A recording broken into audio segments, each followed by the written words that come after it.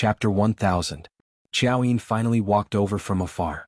She looked at Yang Qindong with a gentle gaze, but when she saw Lele crying, she couldn't help but take the child into her arms. Young master, Lele is still young. She hasn't seen you for so long. I'm afraid she has already forgotten about you. Has she forgotten? I'm also her father. Yang Qindong said nonchalantly, then made a face at Lele, who was in her mother's arms. Lele, who was originally in her mother's embrace, suddenly felt a sense of security. She then began to curiously size up this strange man who was playing with her. When she saw him make a funny face at her, she immediately forgot about what had just happened and laughed out loud. This was probably a blood relationship. After all, they were father and daughter. Even if they were unfamiliar for a moment, they would quickly become familiar with each other again. Yang Qindong returned, and he returned to Crimson City as Bugnam of Gojoseon. Immediately, a few high-ranking officials came to greet Yang Qindong and reported on their work in the past year. In the past year, Crimson City's development was delightful. In particular, the first batch of Crimson City Academy students had graduated from the 6-year program. Most of them were talented and intelligent adults. They also had a certain degree of cultural background, so they learned things relatively quickly. Some of them had also achieved a certain degree of success in the fields of mathematics, physics, chemistry, and other fields. For example, the success of the 95 style was closely related to the participation of some students. Following the graduation of the first batch of 100 students, various units and departments were scrambling to recruit them as if they were looking forward to the stars and the moon. These were all Yang Xie's new students. They could be considered as one of Yang Qindong's disciples. They had a lot of knowledge that was different from this era. Once they were recruited into their departments, the benefits were far beyond imagination. Not only did the first batch of students graduate from the 6-year program, but there were also 600,000 ordinary people who learned some Chinese characters. Most of them had more or less learned some skills, so there was no problem for them to be self-reliant. Most importantly, they were grateful to Yang Qindong because they were the people who were sold to Yang Xia by the Southern Ming Empire. Back then, they were all skinny, not much different from people who were about to die. But now their faces were rosy and they had skills. They were existences that could be moved to different places at any time and be used as a main force. In the eyes of many people, the expansion of Yang faction's forces was already very fast, but in fact, it could be even faster. The main reason was that Yang Qindong's forces were occupying land and cities, but they couldn't win the hearts of the people. This kind of occupation was meaningless, so Yang Qindong slowed down. Now that he had 600,000 loyal Han citizens, it was enough for him to conquer a large area. Good news came one after another. The many years of hard work in Crimson City were finally paying off. It also meant that Yang Xie's forces could reach a new level in the future. After returning to Crimson City, other than meeting all kinds of people and going to the various factories and units to give his opinions, Yang Qindong spent most of his time in the palace playing with his daughter Lele and working hard at night. There was no other way. Yang Qindong's love for Lele exceeded everyone else's love. Every night, as long as he had time, he would personally coax his daughter to sleep and patiently tell her stories before going to accompany the other madams. This made the madams who originally thought that he did not like children understand that it was not that their husband did not like children, but that he did not have any of his own. Since their husband liked children so much, what were they waiting for?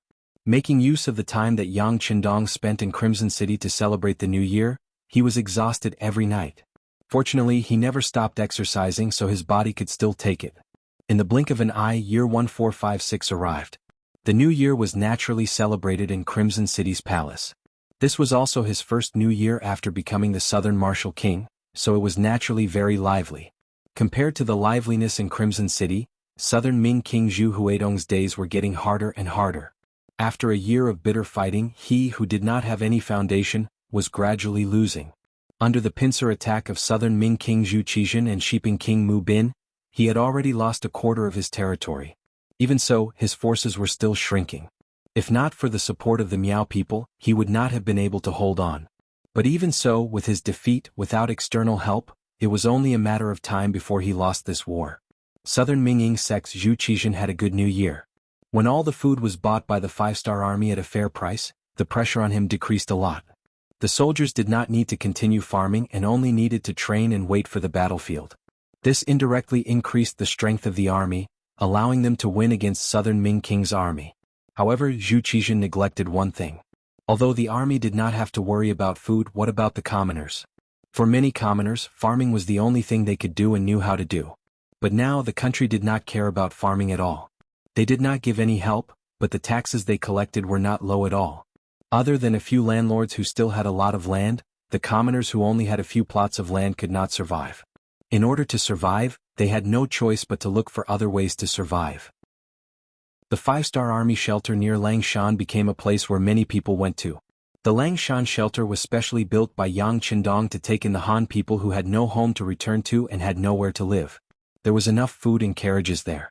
As long as the Han people escaped there, they would be able to eat their fill and wear warm clothes.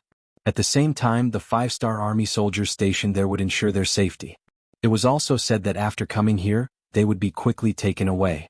As long as they performed well, they would be given a large plot of land and live a rich life. As more and more Han people appeared in Crimson City and even secretly entered the southern Ming kingdom, their influence grew. In just a year, the number of citizens in the southern Ming kingdom had decreased by more than 1 million. However, because the southern Ming kingdom had tens of millions of people and most of the people who escaped were the lowest class people who had nowhere to go, it did not attract much attention. Increase our efforts and send people to send large amounts of food to the shelter. In short, as long as there is still a breath left, we must save all the Han people and give them a new life. In the Crimson City Lord's mansion, Yang Qindong and Yu Qian sat opposite each other.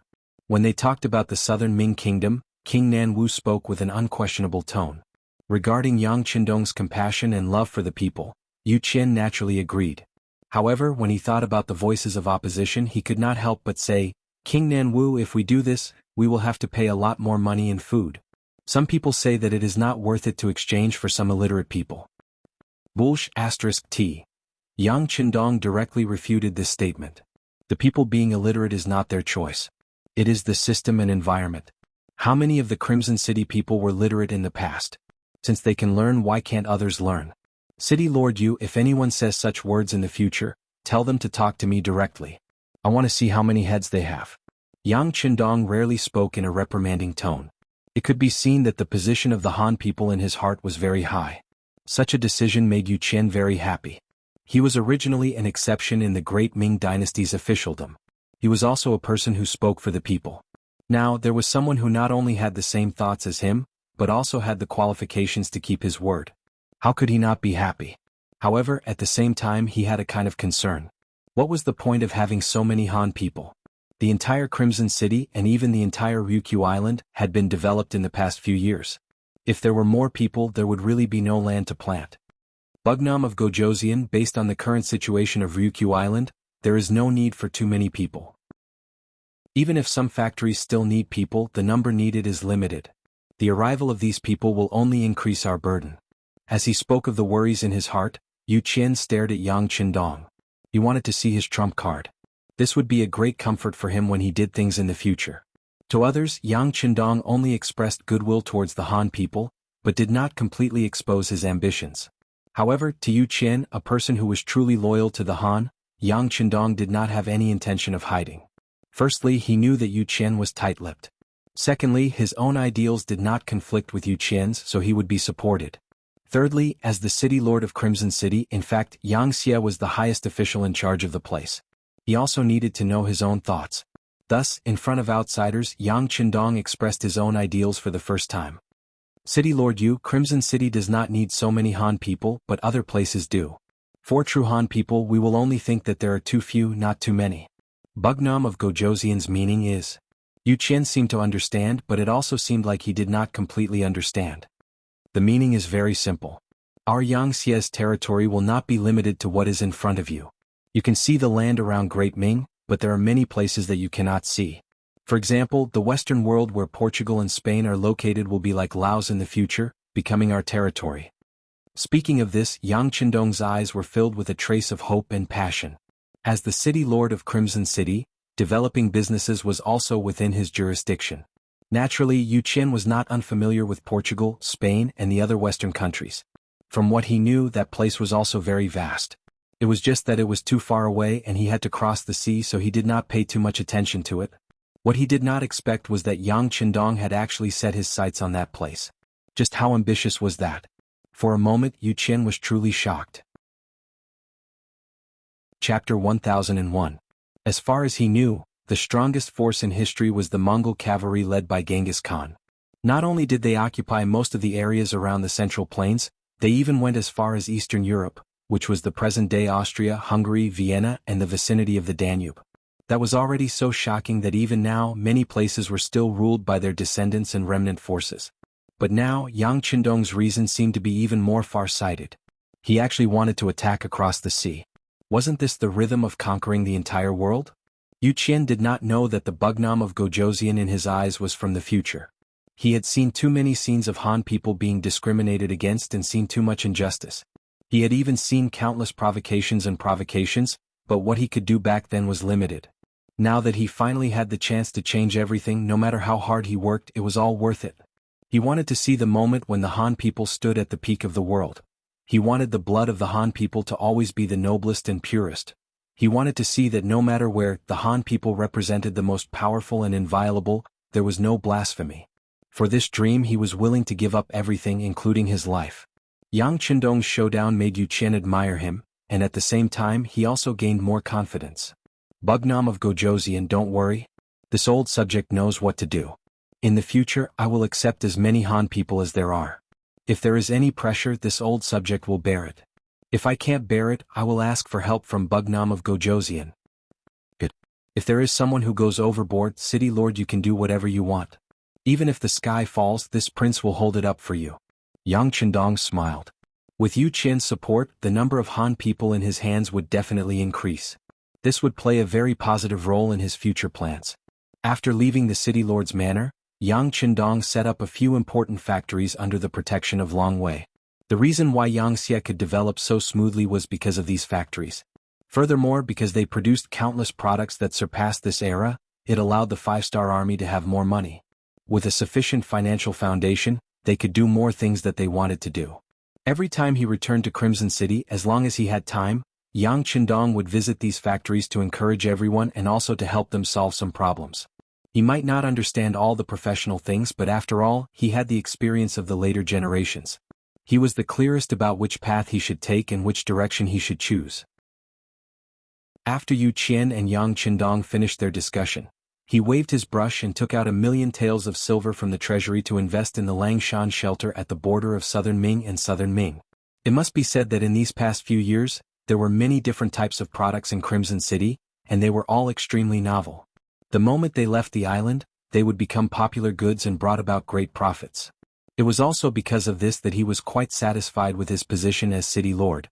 At the very least, he did not need to worry about money and was incomparably bold when doing things. After receiving the silver, Yu Qian felt that he had not done enough. Thus, he got someone to arrange for him to go to the Han people's preparation camp to take a look. He wanted to understand the situation there and solve the practical problems while also encouraging the Han people. Following Yang Qindong's words, these people would be scattered all over the world as seeds in the future. Now that they were fortunate enough to stay in Crimson City, he wanted to give them warmth and let them feel his care and concern. The Han people preparation camp referred to the Han people who came from other places temporarily. No matter what their living conditions were like before, they were treated equally here. At the same time, they had to learn all kinds of skills. For example, the men could learn farming, blacksmithing, fishing, or work in factories. The women could learn weaving, embroidery, or work in factories, and so on. In short, the first person had to learn at least 1 or 2 skills to prepare for a better life outside. Other than that, learning culture was also essential. If anyone performed exceptionally well, they might be able to stay in Crimson City forever. In the end, it was up to everyone to decide. In short, this was a preparation camp. People came from all over, and after recharging, they were arranged to go in all directions. Because people came and went frequently, the Han People Preparation Camp was not only under the jurisdiction of the Ministry of Civil Affairs. At the same time, the Ministry of Public Security also had people stationed here 24 hours a day to prevent unpleasant things from happening. At the same time, it was also to supervise everyone and act as a deterrent. When Yu Qian arrived at the preparation camp, he saw many public security personnel patrolling nearby.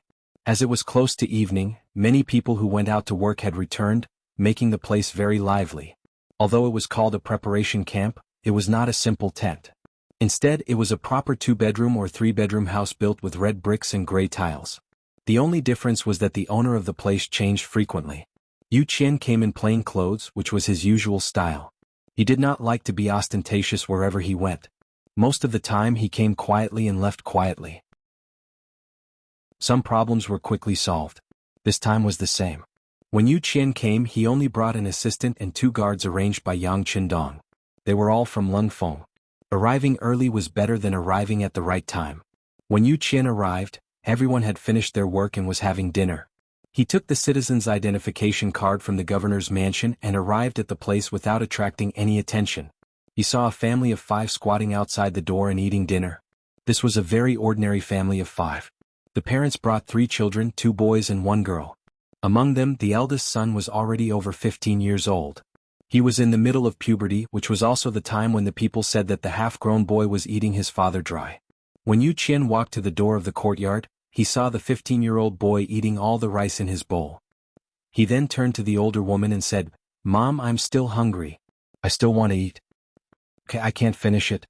Here, take it." As a mother, she would always dote on her son. The middle-aged woman with a benevolent expression placed her leftover bowl of rice in front of her son, causing the young man to chuckle foolishly. This scene represented the harmony and happiness of a family. It was unknown how many people would feel after seeing it, but in Yu Qian's eyes he frowned slightly. His intuition told him that there was something more to it. He noticed his father shaking his head gently. It was not an expression that a strange woman would have when she loved her son, but there was a kind of love and helplessness in it. He quietly made a hand gesture. The 2 guards, including his assistants, stayed outside.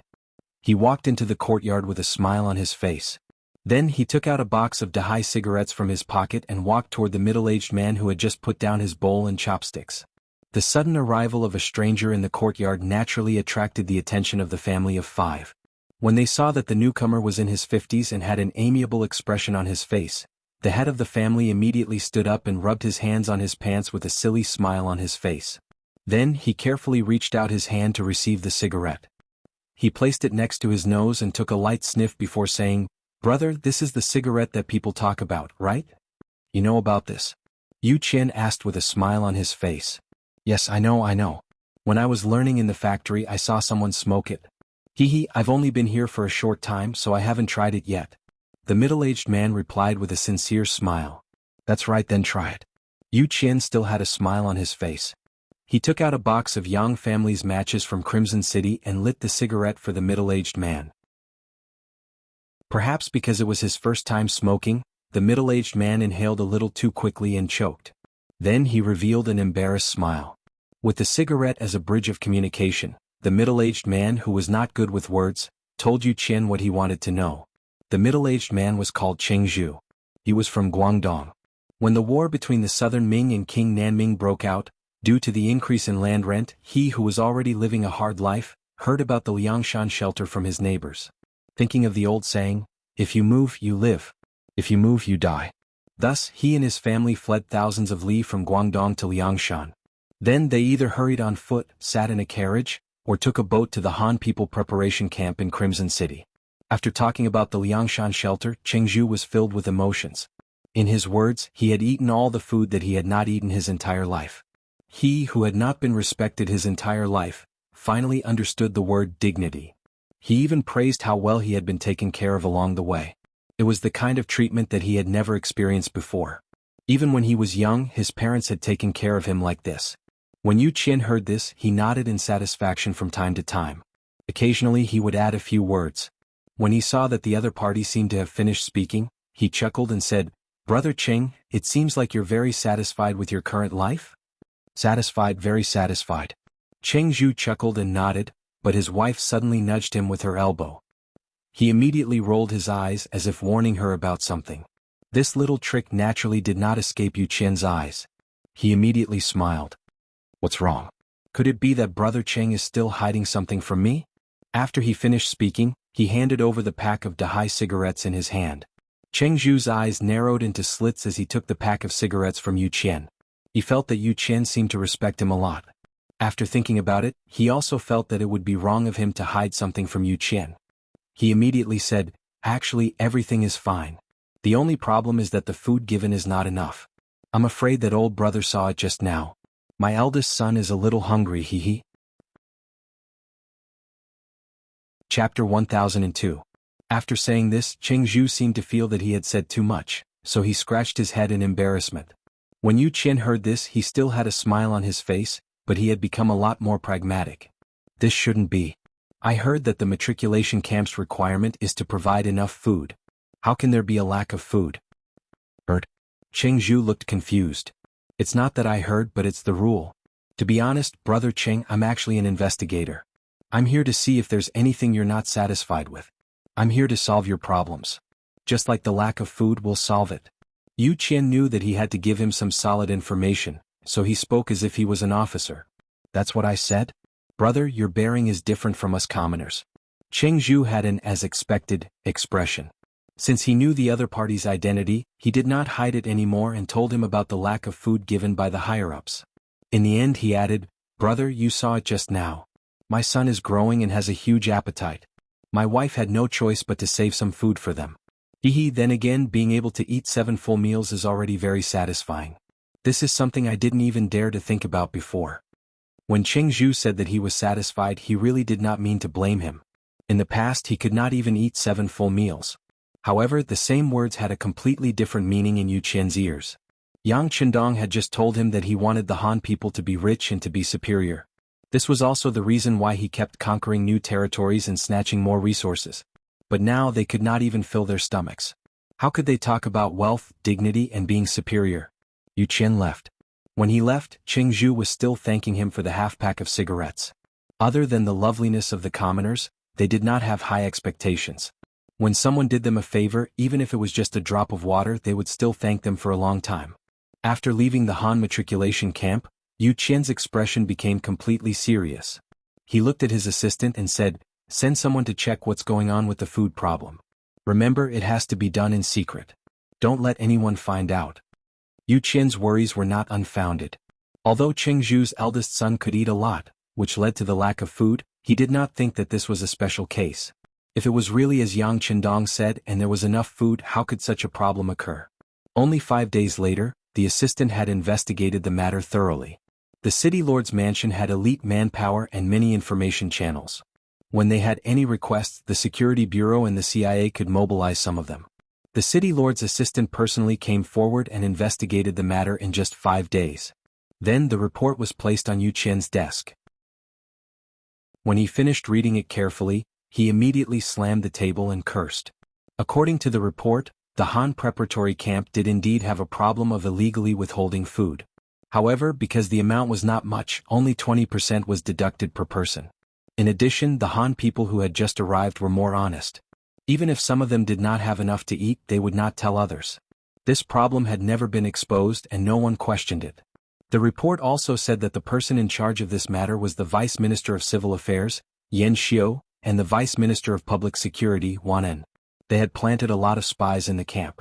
Once they found out that someone had come to investigate, they would immediately come up with a plan to deal with it. With their men around, it was difficult for the people to even have a chance to speak. This time, if Yu Qian had not used an ordinary person's ID of the preparatory camp and not the special pass issued by the city lord's mansion, he would have attracted the attention of others as soon as he appeared. Then they would not have been able to find out anything. How long ago was that? Yu Qian sat on the chair, panting heavily. He looked like he was very angry. My lord, it has only been 2 months. The assistant was afraid of being implicated, so he carefully replied. Hearing that it had only been 2 months, Yu Qian breathed a sigh of relief. Fortunately, this proved that the Han people who had left the matriculation camp before had not been exploited like this. Otherwise, once those people had left and been assigned to different areas, it would have been difficult to make up for it. However, even if it had only been 2 months, Yu Qian could not tolerate the existence of this matter. Although it involved the 2 vice ministers, he still had no intention of backing down or lifting a finger. Since Yang Chendong trusted him so much and gave him the authority of Resin City, he must take his salary and do a good job. Otherwise he would feel sorry for himself. How about this? Send this document to Bugnam of Gojoseon in the palace. At the same time, report to Bugnam of Gojoseon that I'm going to deal with the 2 vice ministers. Reporting to Bugnam of Gojoseon instead of reporting to Yu Qian for approval meant that Yu Qian had made a decision to deal with the 2 senior cadres properly instead of just reporting the conflict to Bugnam of Gojoseon. Yu Qian was holding back his anger and wanted to properly deal with these 2 vice chiefs. Although these 2 were promoted to their current positions, and he had also raised his hand to agree. This did not prevent him from punishing these people for their crimes. Since there was a problem, he had to deal with it. Only in this way could he clean up the mess. Otherwise, if a cadre made a mistake, he would not be able to intimidate others. He had already decided to denounce the cadre and was even prepared to remove him from his post and investigate him. However, what Yu Qian did not expect was that just 3 days later, there was a sudden movement in the palace. A large number of Longwei were sent out. They bypassed the Ministry of Supervision, the Ministry of Anti-Corruption, and even arrested Vice Minister Yan Xiu of the Ministry of Civil Affairs and Vice Minister Wanan of the Ministry of Public Security. Not only that, the head of the Ministry of Civil Affairs, Minister Zhou Hua, was also taken away from his office that afternoon. It was said that Minister Zhou was being wronged when he was taken away. When Yu Qian sent people to investigate, they did not find any problems with Zhou Hua. Yu Qian was very satisfied with this person who was recommended by him. However, he did not understand why this person was implicated. Could it be the responsibility of a leader? But if that was the case, why was Minister Long Tainan of the Ministry of Public Security not arrested? Within a day, a minister and 2 vice ministers were taken away from their offices. It was even done by Longwei. This inevitably caused a lot of discussion among the subordinates. Many of the leaders were anxious and felt that they were in danger. Fortunately, Yang Qindong's actions were always clean and efficient. On the second day of the incident, the Lord of Chisin City, Yu Qian, the Minister of Supervision, Xin Yu, the Minister of Anti-Corruption, Wu Qian, the Minister of Public Security, Long Tainan, and the Vice Minister of Logistics, Yin Qingba, were called to the palace. This was obviously to give an explanation for the arrest of Zhou Hua and the other 2. These high-ranking officials all rushed to the palace nervously. Everyone was extremely nervous. For example, the Lord of the city, Yu Qian, was recommended by Minister Zhou Hua. He was guilty of using people inappropriately. Xin Yu and Wu Qian were the 2 leaders in charge of the cadre issue. Naturally, they were guilty of incompetence. Minister Long Tainan was the direct leader of Wanan. But the last one was Yin Qingba. He was only the Vice Minister of Logistics and was only responsible for distributing food. He only had a working relationship with Yan Xiu and the others. Could it be that he also made a mistake? For a moment, everyone looked at Yin Qingba with a strange look. Even he himself was at a loss. He was very sure that he was not involved in this matter. He had no personal relationship with Yan Xiu and the others except for his work relationship. He really couldn't understand why the 6th young master called him here. With his rank, it seemed that it was not enough. No matter what thoughts they had in their hearts, in the end, everyone gathered in a courtyard of the palace. Longwei's figure was everywhere in the vicinity. It was heavily guarded. In the courtyard, only Yang Qindong was sitting on a chair. Beside him stood the inseparable servant Beta Persei. As soon as everyone came in, they saw that there were only 2 empty chairs beside Yang Qindong. For a moment, everyone was silent. The atmosphere was so tense that they didn't say anything other than calling him the 6th young master. Among everyone, only Yu Qian was still stubbornly calling Yang Qindong Bugnam of Gojoseon. Perhaps this was his insistence. He insisted on using the official title of the Great Ming Dynasty Yang Qindong to show that he still had feelings for the Great Ming Dynasty. Although his heart had long been on Yang Xie's side, he had no intention of changing the title. Yang Qindong also had no intention of correcting this statement. After seeing Yu Qian, he politely stood up and pointed to the chair beside him. "Castellan Yu, please take a seat here." "Thank you, Bugnam of Gojoseon, for giving me a seat." Yu Qian didn't stand on ceremony. He liked to be straightforward. If it was something that belonged to him, he wouldn't refuse. After Yu Qian sat down, Yang Qindong looked at the remaining people. Then his gaze fell on Yin Qingba. "Come, Vice Minister Yin, come and sit down too." "Ah." He didn't expect Yang Qindong to call out his name. In this environment where he was the lowest in terms of age, seniority, and position, Yin Qingba was a little overwhelmed. He just instinctively shook his head. Beta Persei, who was at the side, had already understood. Seeing that Yin Qingba was still shaking his head, he walked over without saying a word, pulled Yin Qingba over and pressed him down on the only empty chair. Yin Qingba felt like he was sitting on pins and needles. He tried to get up several times, but Beta Persei's arm was so strong that he couldn't move at all. Until Beta Persei saw that he was still struggling, he whispered in his ear, "The 6th young master asked you to sit, so you sit. This is an order." Hearing the word, order, Yin Qingba finally calmed down. Speaking of which, a vice minister of logistics in the Castellan mansion also had a lot of power.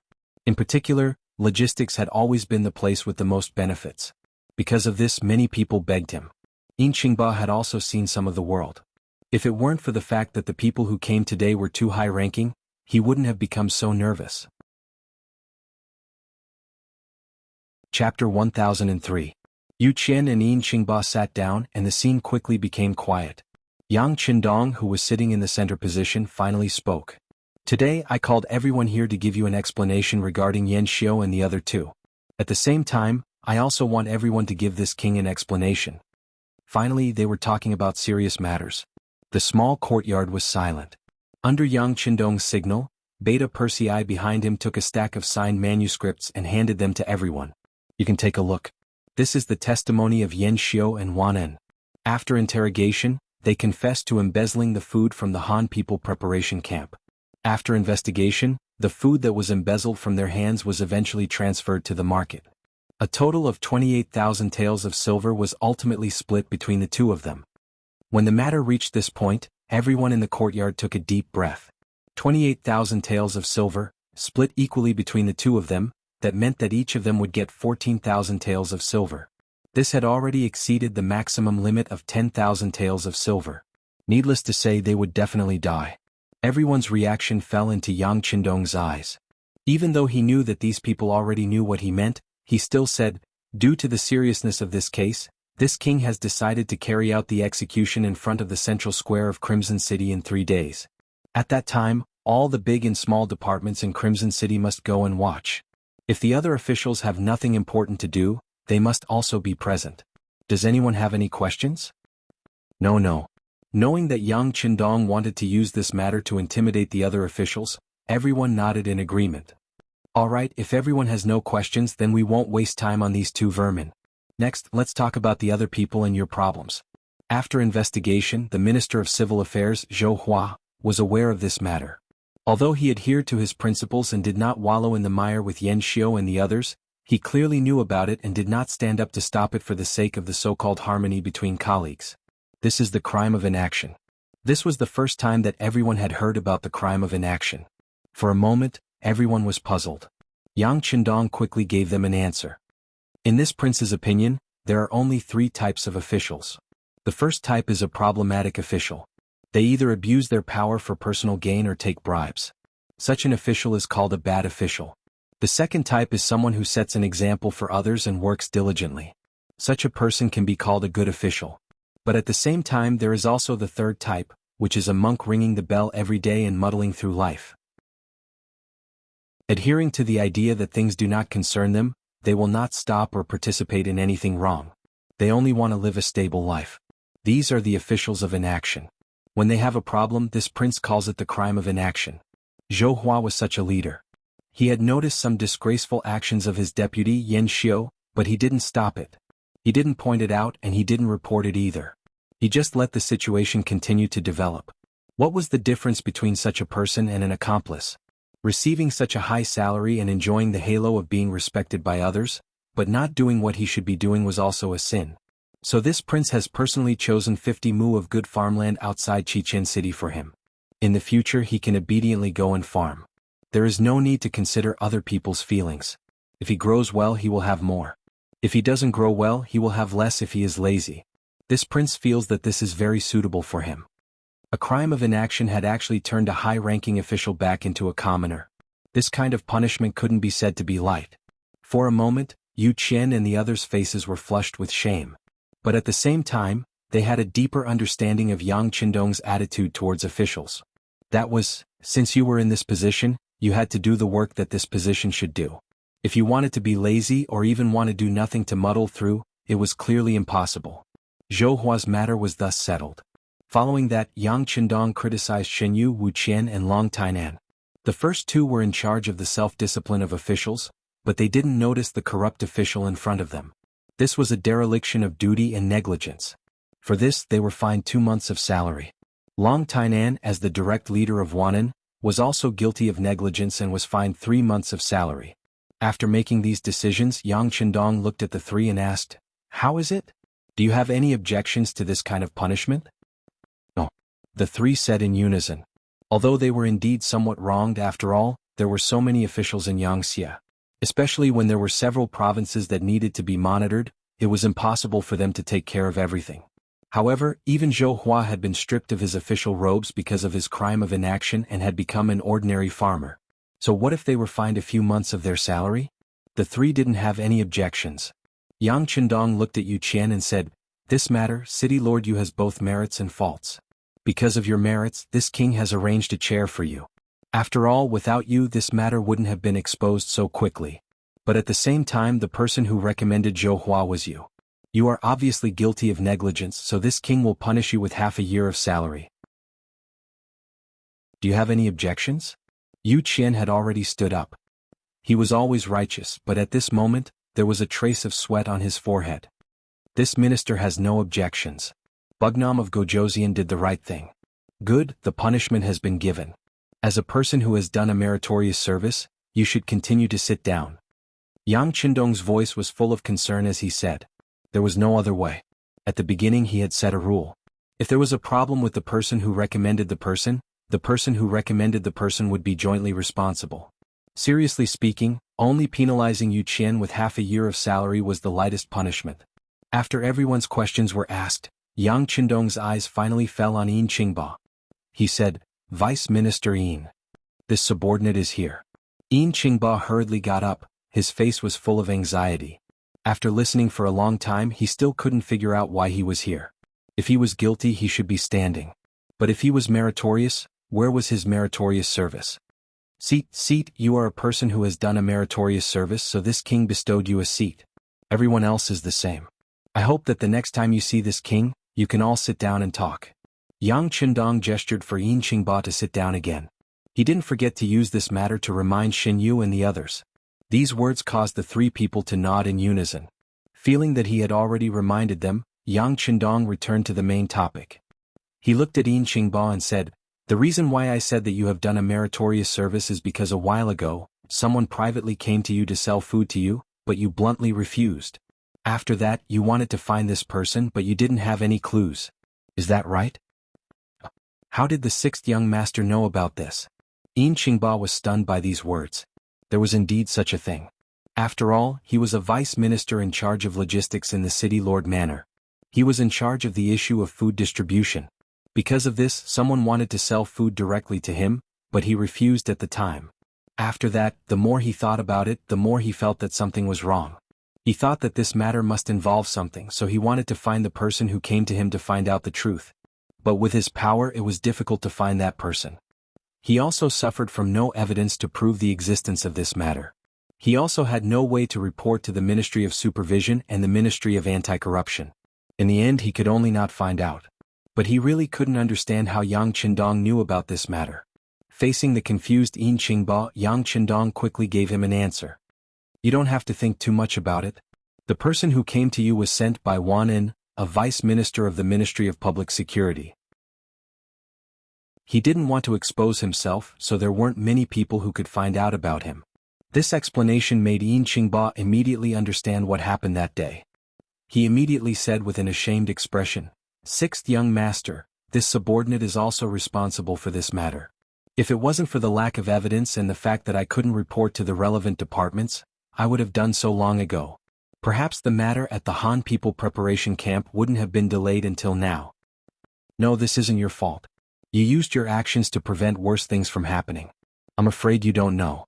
Originally, Yan Xiao and Wanan were prepared to keep more food, but because they couldn't find a suitable place to sell it, they could only sell it in small quantities in the city. That's why they only kept 20%. From this, it can be seen that you are already a person of merit. This king also sent people to investigate. When you were the vice minister of logistics in the city lord manor, you did everything by yourself and were a righteous person. Yes, as a reward you can be the minister of the Ministry of Civil Affairs. Directly promoting a vice minister of logistics in the city lord manor to a minister was not as simple as being promoted by 3 ranks. This decision also stunned everyone. This was because everyone knew that there were 3 vice ministers in the Ministry of Civil Affairs who were quite capable. They were also righteous in their work. Logically speaking, they should have been strong candidates for the minister position. Now that a vice minister of logistics in the city lord manor was suddenly demoted to the position of minister, wasn't this a blow to their morale? As if he saw through everyone's thoughts, Yang Qindong said, A single matter in the Ministry of Civil Affairs caused problems to the minister and vice minister. As their colleagues, the other vice ministers are also responsible for their negligence. Not promoting them is a punishment for them. If anyone has any objections, they can come directly to this king. This king is willing to have a good talk with them. When he said this, he expressed his dissatisfaction, but at the same time, he also had the intention of conjugation. Conjugation was most famous in the Qing dynasty. It was first introduced by the famous reformer Shang Yang. It meant that several households were conjugated. If one person had a problem, everyone would be guilty. This kind of policy had its advantages and disadvantages. The advantage was that when something happened, everyone could think of the role of supervising each other. The disadvantage was that it often involved the innocent, and in the end, it forced the elderly to become the bad guys. Yang Qindong was well aware of the advantages and disadvantages of this, so when he talked about conjugation, he didn't use it so seriously. He didn't punish or promote so that it wouldn't make people panic. Chapter 1004. After these words and decisions were made, everyone praised Yang Qindong's political wisdom in their hearts. At the same time, they also became more cautious. In the future, they needed to be more serious. Not only did they have to be righteous, they also had to influence the people around them to be righteous as well. Yin Qingba, who was called out, felt as if he had been hit in the head by a big pie. At this moment, he was so excited that he didn't know what to say.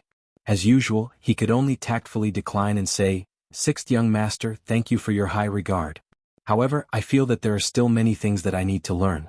I'm afraid that I can't do a good job in such an important position as the Minister of Civil Affairs." Yang Qindong smiled in satisfaction at Yin Qingba's modesty. However, once the appointment was made, it would not be easily changed. Modesty is good, but excessive modesty is not good. The position of minister will be given to you. As long as you have the people in your heart, and work seriously and responsibly like the Vice Minister of Logistics in the City Lord's mansion, there is nothing that you can't do well. Then this subordinate will listen to the sixth young master. Seeing that he had said what he needed to say, Yin Qingba's excited heart slowly calmed down and he accepted the task. All of this is thanks to City Lord Yu. It was you who recommended another talent to us. Yang Qindong smiled and patted Yu Qian's arm. Then he looked at everyone and said, "This king will not be stingy with what I can give to everyone. However, you should not take the things that you should not take. If anyone takes it, then be prepared to be severely punished. Only when the officials are upright can good policies fall on the heads of the people. As long as the people are satisfied, then we will be able to stand firm and go further. Any official who doesn't take the common people seriously, the common people won't take him seriously, and this prince won't take him seriously either. These words are for all of you here, and I'll have to trouble you to pass it on to your other colleagues." "Yes, we will remember." Yu Qian also stood up and solemnly promised Yang Qindong. "Then, I hope that the next time I see you all, you can sit here instead of standing."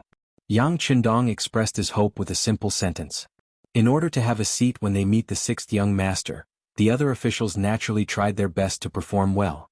After the incident with Yan Xiu and the 10,000 times came out, everyone once again saw the sixth young master's determination to run a clean government. To be honest, it was a little harsh for the two powerful vice chiefs to be publicly beheaded just because they had embezzled more than 10,000 taels of silver. Even if they went to earn a salary and other benefits, they would be able to earn it in a few years or more. The treatment that Yang Xie gave to the officials was quite good. This was especially true after the implementation of the ticketing system. Those ticketing tools that were issued on time every month could be exchanged for high prices without having to take them out. It was precisely because the treatment was too good that if they made mistakes again, the risk and capital would be too high. As a result, the number of officials who became Yang Xie officials in the future was much lower than any other power. Zhou Hua was removed from his official position because of the crime of not doing anything. The response was even more enthusiastic. It turned out that not being greedy and not doing things was not good in Yang Xie. Yang Qindong personally said that if an official did not do things for the people, it would be better to go home and sell sweet potatoes. As an official, one had to do things one day at a time. If one did not want to offend people and did not do things, then one might as well not do anything and just go home and be a farmer. Yin Qingba went from being the vice chief of logistics in the city lord's mansion to being the chief of a department. He also told everyone that as long as one worked hard, gold would always shine. This made many of the officials who were originally very capable but were worried that they would not be able to make it big in the future feel relieved. Originally they were worried that no one would see them lowering their heads to do things. However, with Yin Qingba's example they did not have to worry so much. They also did not have to put in effort to make their superiors happy and speak up for themselves. Without people giving gifts, there were naturally no people receiving gifts. In an instant the environment in the bureaucracy became much better. This made the people from the Ministry of Supervision and the Ministry of Anti-Corruption a lot less to do. They had no choice but to shift their attention from Chichen City to the actual provinces under Yang Xie's control. The Deputy General of Laos, Hai Qing, suddenly felt that there were a lot of strangers around him. He didn't know if he was being paranoid, so he found an opportunity and asked his confidant to invite Do Lilong to his house. Hai Qing, Lao Province's Deputy General, was the deputy of General He Guang. He was an important figure in the military. When Kanglin Kingdom was destroyed, he was very proactive and quickly changed the rudder according to the wind. He became someone He Guang trusted and recommended to Lao Province's governor, Luan Shaochen. Step by step, he rose to the position of deputy general. To be able to become a deputy general, he was considered the second most important person in the entire Lao Province's military. Logically speaking, he should be satisfied. However, a man's greed was like a snake trying to swallow an elephant. Soon the greedy Hai Qing was dragged down by someone. The person who started this was Do Lilong. Do Lilong, on the surface, was a businessman from Siam. However, he had another secret identity, one of the heads of Siam's intelligence agencies. He was in charge of investigating the matters of the neighboring countries. When possible, he would pull in important people from the opposing factions to his side. From the moment Do Lilong set his eyes on Hai Qing, the outcome was already decided. Just a total of 20,000 taels of silver was enough for the two of them to call each other brothers. The moment Do Lilong revealed his identity, Hai Qing could no longer turn back. Yang Xie had a rule that anyone who embezzled more than 10,000 taels of silver would be beheaded. For someone like him who had embezzled 20,000 taels of silver, even if he turned himself in, he would at most be spared. It was impossible for him to continue being an official. Since that was the case, other than being used by Do Lilong, he had no other choice. After receiving the news, Do Lilong came to the Hai Mansion as a friend and a businessman. He met Hai Qing, who was frightened by the mere twang of a bow. When they met, Hai Qing looked at Do Lilong in panic and said, "Sir Do, you must save me." Do Lilong pretended to be shocked and asked, "What's wrong, General Hai? Did something happen?" "Oh, Sir Do, you don't know. I might have been targeted. Recently, when I go out, I always find a lot of strangers around." Hai Qing explained the changes around him. He realized that he had embezzled too much and could not turn back. He continued, "Sir Do, only you can save my life now. Seeing that I have helped your caravan a lot in the past, please help me. Otherwise you can allow me to be an official in Siam." Although he was cursing Hai Qing in his heart, Do Lilong still smiled and said, "Mr. Hai must be thinking too much. When I arrived at your residence, I didn't find anything wrong. Could it be that I'm thinking too much?" No, I'm still a deputy general. I can still observe the situation around me," Hai Qing explained. Just as they were talking, a soldier suddenly reported from outside, saying that General He Guang's personal guard captain, Yan Jiang, had arrived, along with 6 other soldiers. What should we do?" Hai Qing became even more flustered after hearing the news. He stood up and paced around in circles. Do Lilong's eyebrows twitched, but he quickly regained his composure. He smiled and said, "It's okay. Many people know that we are friends. Are you saying that I am not allowed to talk to my friends when I am an official?" Hai Qing did not relax at all because of this reason. Instead he continued, "Lord Do, you may not know this, but this Yan Jiang relies on He Guang's trust and is usually very domineering. You can't get past him just because he's a friend. Although he won't touch me, I'm afraid that he will take you away. If that happens, under torture, can you guarantee that you won't say anything?"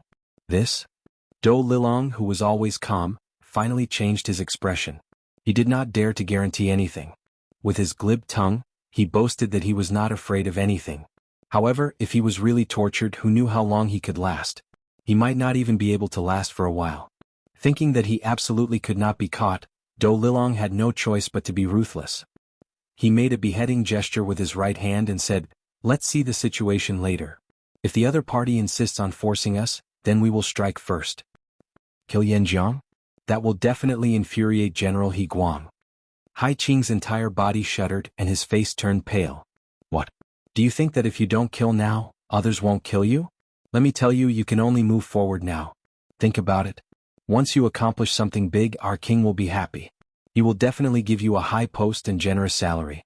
It is even possible that he will help you people of Kanglan restore your country. It is better than being scolded as a traitor. Do Lilong was going all out.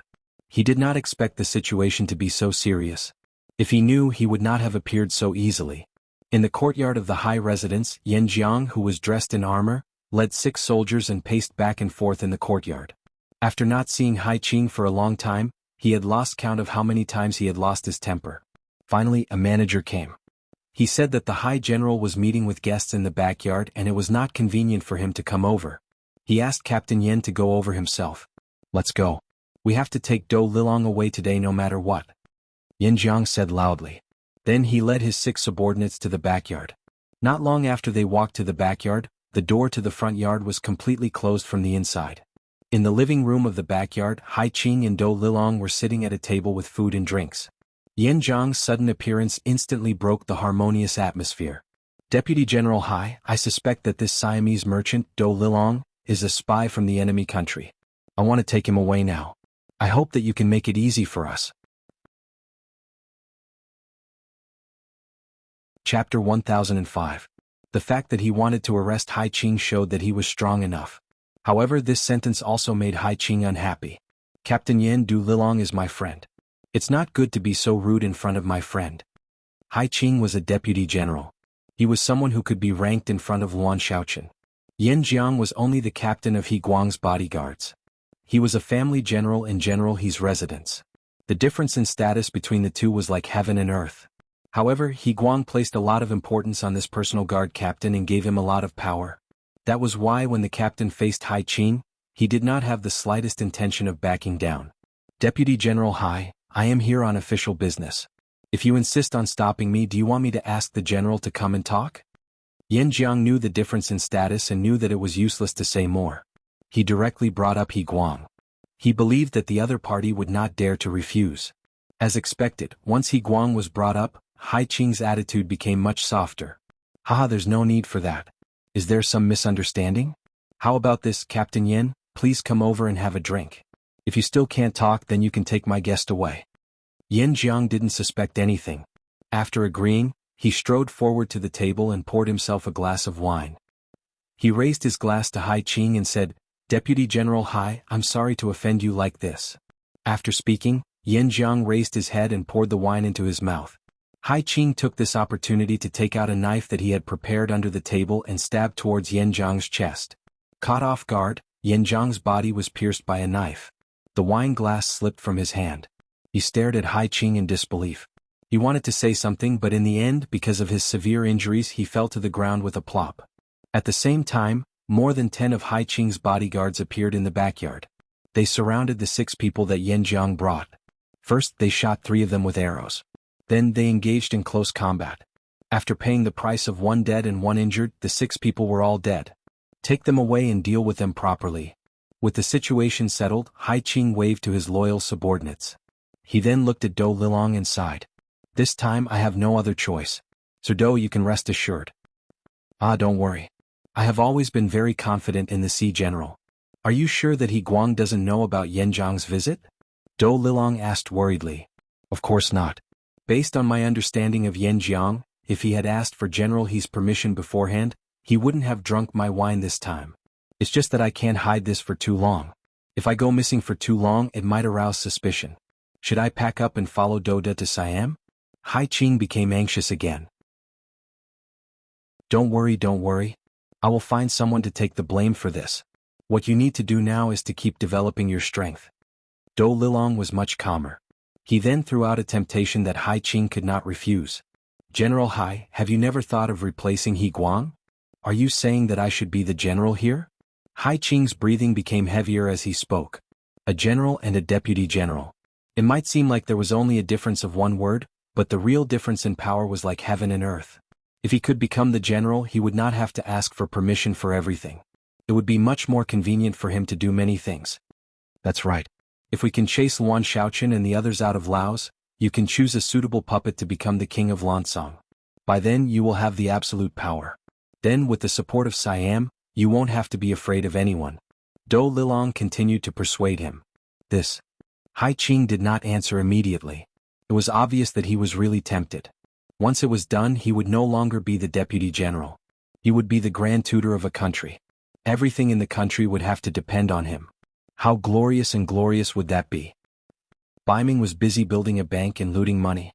Ming was busy fighting wars and recovering lost land. Yang Qindong had a rare period of peace. Other than going to some research institutes and factories to inspect and listen to the work reports of some departments, he spent most of his time with his wives and little Lele. After many days of intimate contact, Lele finally opened her mouth to accept Yang Qindong as her father. The relationship between the father and daughter became closer day by day. It was to the extent that little Lele would search the entire palace for her father if she did not see him for a while. After every night of hard work, there was finally good news. The first wife, Hu Yen, was pregnant. After little Lele, the sixth young master was going to have a son. When the news came out, there was a burst of cheers from the streets and alleys of Qichin City. No matter what, Lele was still a girl. Everything in the future could not be controlled by a girl. In addition, Hu Yen was the first wife. In some people's eyes, she was like a queen. Only her son would be the legitimate son. Only then would the Yang family have a true descendant. After a moment of jubilation, Yang Shi seemed to have calmed down at this moment. He was like a big tree that was in the process of growing, and his wings were plump. At the same time, some other factions were not idle. Beneath the calm surface there was a storm. In 1450, the Arab merchant, said Abu Bakr, established an Islamic regime in the southern Philippines. This merchant called Abu Bakr was very smart and had great ambitions. He had been doing business since his youth and was used to seeing too many people using their power to oppress merchants. From then on, he wanted to build his own force and have the final say. Only then would he not be oppressed and oppressed by others. In the end, after being selected, he came to the southern part of the Philippines and established his first regime there. He then extended his influence to Basilan Island, Palawan Island, Zamboanga Island, Borneo, Emelil Island, and other places. And just when he wanted to establish a foothold here and continue to expand, there was a sudden change in Luzon Island. The Five-Star Army occupied this place and disrupted his plans. After all, Abu Bakr was a merchant. The most important thing was profit. He knew the importance of taking the initiative. Since the Five-Star Army had occupied Luzon Island, it was impossible for him to expel people. The only thing he could do was to continue expanding his territory.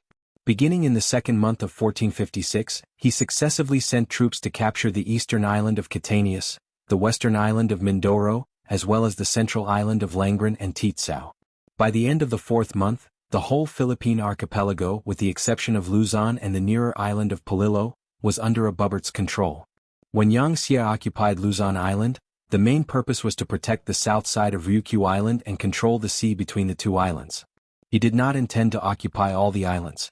This allowed Abu Bakr to succeed time and time again. It wasn't until the other party had taken control of most of the islands that the city lord of Luzon Island, Li Sheng, started to panic. Feeling the threat and danger, he immediately sent a telegram to the city lord's residence in Red Nest City to ask for further instructions.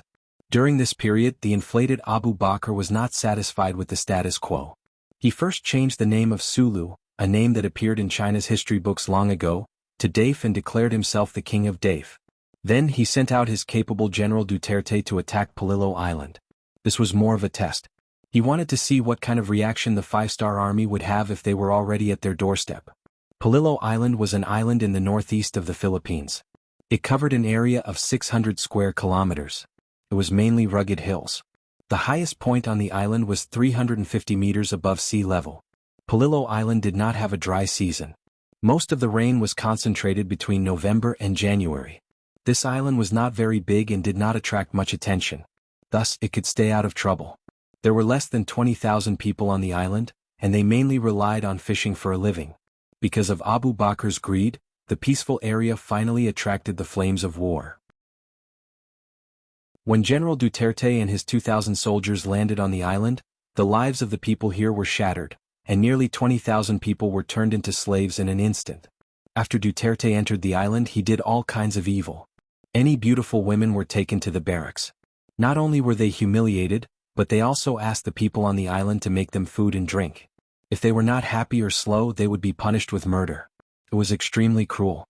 This practice naturally aroused the anger of the Aborigines on the island. Some young men who were proficient in swimming and sailing volunteered to leave the island that they had lived on for many years under the cover of the night. They rowed their boats to the nearby Luzon Island to seek help. The distance between the two islands was very close. Occasionally there would be some interaction. According to the people on Luzon Island, although the island was occupied by a force called the Five-Star Army, the people there lived as before. Not only were they not affected by the flames of war, their lives were very orderly. It was said that even the quality of life had improved a lot. They could fish, weave and farm and sell food to the Five-Star Army in exchange for remuneration. With an increase in income, the quality of life had improved. Everyone's face was filled with joy. Although General Duterte was extremely cruel and did not treat the people as humans, he was still vigilant. After a few young men rowed away, he discovered them. He immediately sent 200 soldiers to chase after them in 5 fast boats bought by Abu Bakr from the west. Although the speed of this kind of fast ship could not compare to the fast ships built by the 5-star military shipyards, it was still much faster than ordinary ships. It did not take long for them to see the tail of the fleeing ship. Then shouts sounded from all directions and the sound of bows and arrows began to be fired.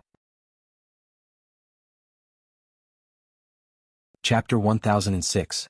Just as the 5 fast boats were about to surround the small boat that had escaped, a boat with a 5-starred red flag sailed over in the night.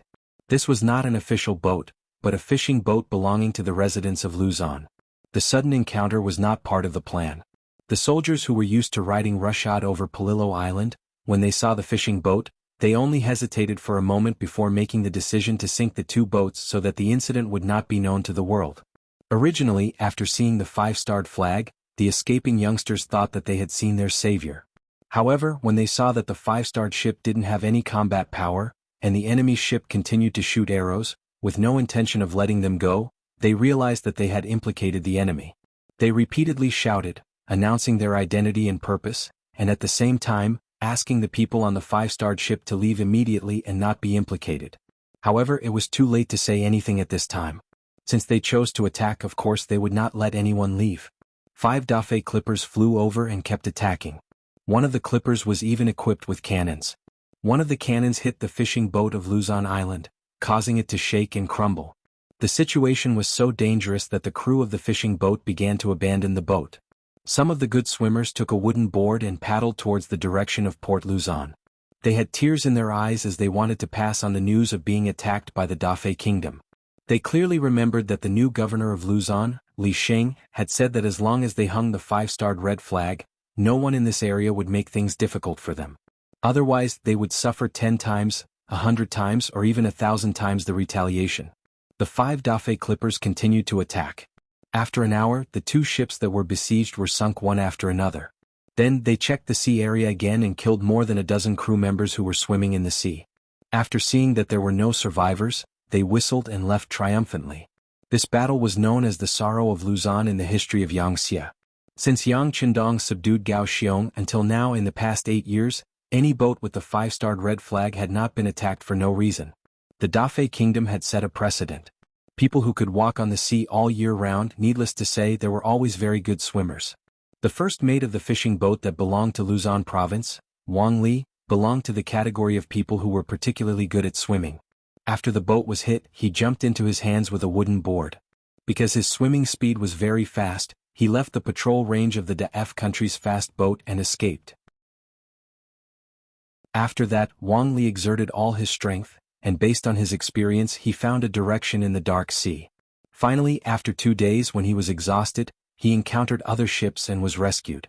When he woke up after being fed the hot rice soup, the first thing he said was that there was danger ahead and he wanted to see Governor Li Sheng. Then he fainted. The fishing boats were all approved by the Luzon provincial government, and there was a connection between them.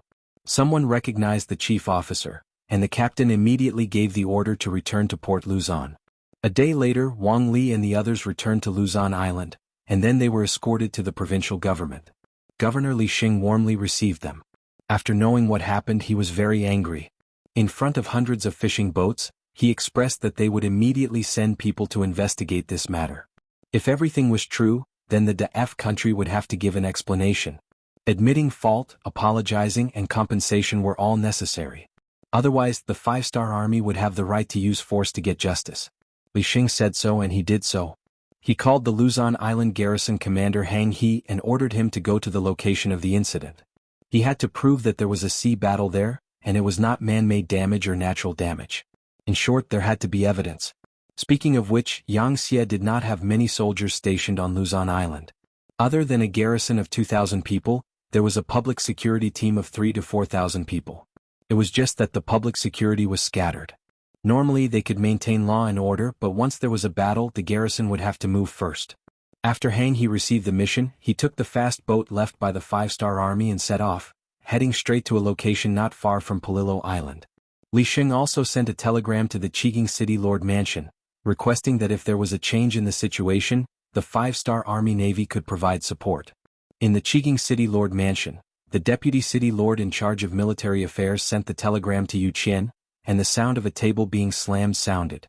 Someone once said that he was too humble, saying that he was loyal to the people of the Ming dynasty, and not to the emperor of the dynasty. From this, it could be seen that he valued the people very much. It was precisely because of this that he and Yang Qindong had more to talk about. After being robbed here by a shady method, he could still concentrate on his work. Now that he heard that someone actually took the initiative to challenge the power of the 5-star army, how could he let it go? He immediately asked his assistant to immediately contact the deputy commander of the navy, Gao Xiong, and he wanted to meet with him to discuss the matter.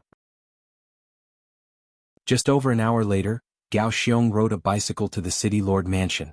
The two big shots discussed the matter of Luzon Island in detail, and then came to a consensus. Finally, they decided to report this matter to the 6th young master.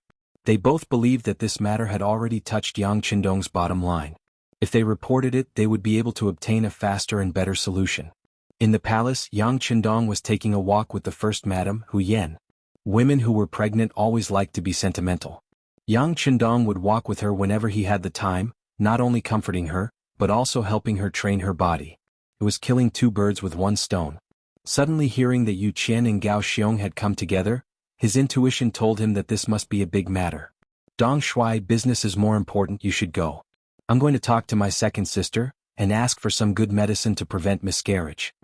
Hu Yan said very considerately. Okay, be careful when you walk. Yang Qindong laughed and watched Hu Yan leave. But when he turned around, his expression became a lot more dignified. Needless to say, for the city lord and the deputy commander of the navy to come see him together, it must be an important matter.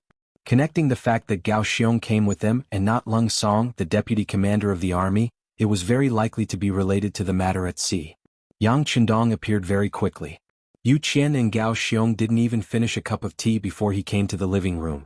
Seeing that the two were about to get up, he made a gesture of inviting them to sit, and sat down on the chair in the middle and said, "Speak, did something unexpected happen?" 6th young master is wise. Gao Xiong flattered. Yu Qian was a lot calmer. He sent the telegram from Mayor Li Xing, governor, to Yang Qindong and said, Bugnam of Gojoseon, Mayor Li sent a telegram saying that a fishing boat in Luzon City, Yangxia's name for Luzon Island, was attacked. According to Chief Officer Wang Li, who escaped, it was the fast ships of the recently established Dafei Kingdom that attacked. Yang Qindong took the telegram and looked at it carefully, then raised his head. The telegram said that the fishing boat hung a 5-star flag. Could it be that someone dared to attack? Yes, 6th young master. This is what made us angry. They ignored our flag, which is clearly a provocation. Previously, we didn't have many immigrants in our hands, and the distribution of the islands was too loose. We also had the new Second Army established and North Korea provoked us, so we didn't send troops to attack them. However, this became the reason why they looked down on us. This is too much. I think that we should immediately send troops to Song City to declare our sovereignty. If necessary, we can strengthen the patrols at sea as a deterrent. As the deputy commander of the navy, Gao Xiong's words represented the will of the entire navy. Listening to Gao Xiong's report, Yang Qindong's eyes flashed. Is this the navy's idea, or does the mayor's office have the same idea? The mayor's office is still waiting for the latest telegram. Didn't they say that Hang He, the commander of the Song City Garrison Regiment, has already gone to investigate? Yu Qian expressed his experienced and astute opinion. It was obvious that he wanted to get evidence first. This was also in line with the Han people's principle of doing things, which was to plan before acting. The results of the investigation? Is it really that important? Yang Qindong suddenly laughed, which made Yu Qian and Gao Xiong confused. They didn't understand what Yang Qindong meant. Without waiting for the two to figure it out, Yang Qindong already spoke. They have already sunk our ships. How long do we have to wait? I think we should order the troops to gather now and show these daring daft country how powerful we are. Do it now?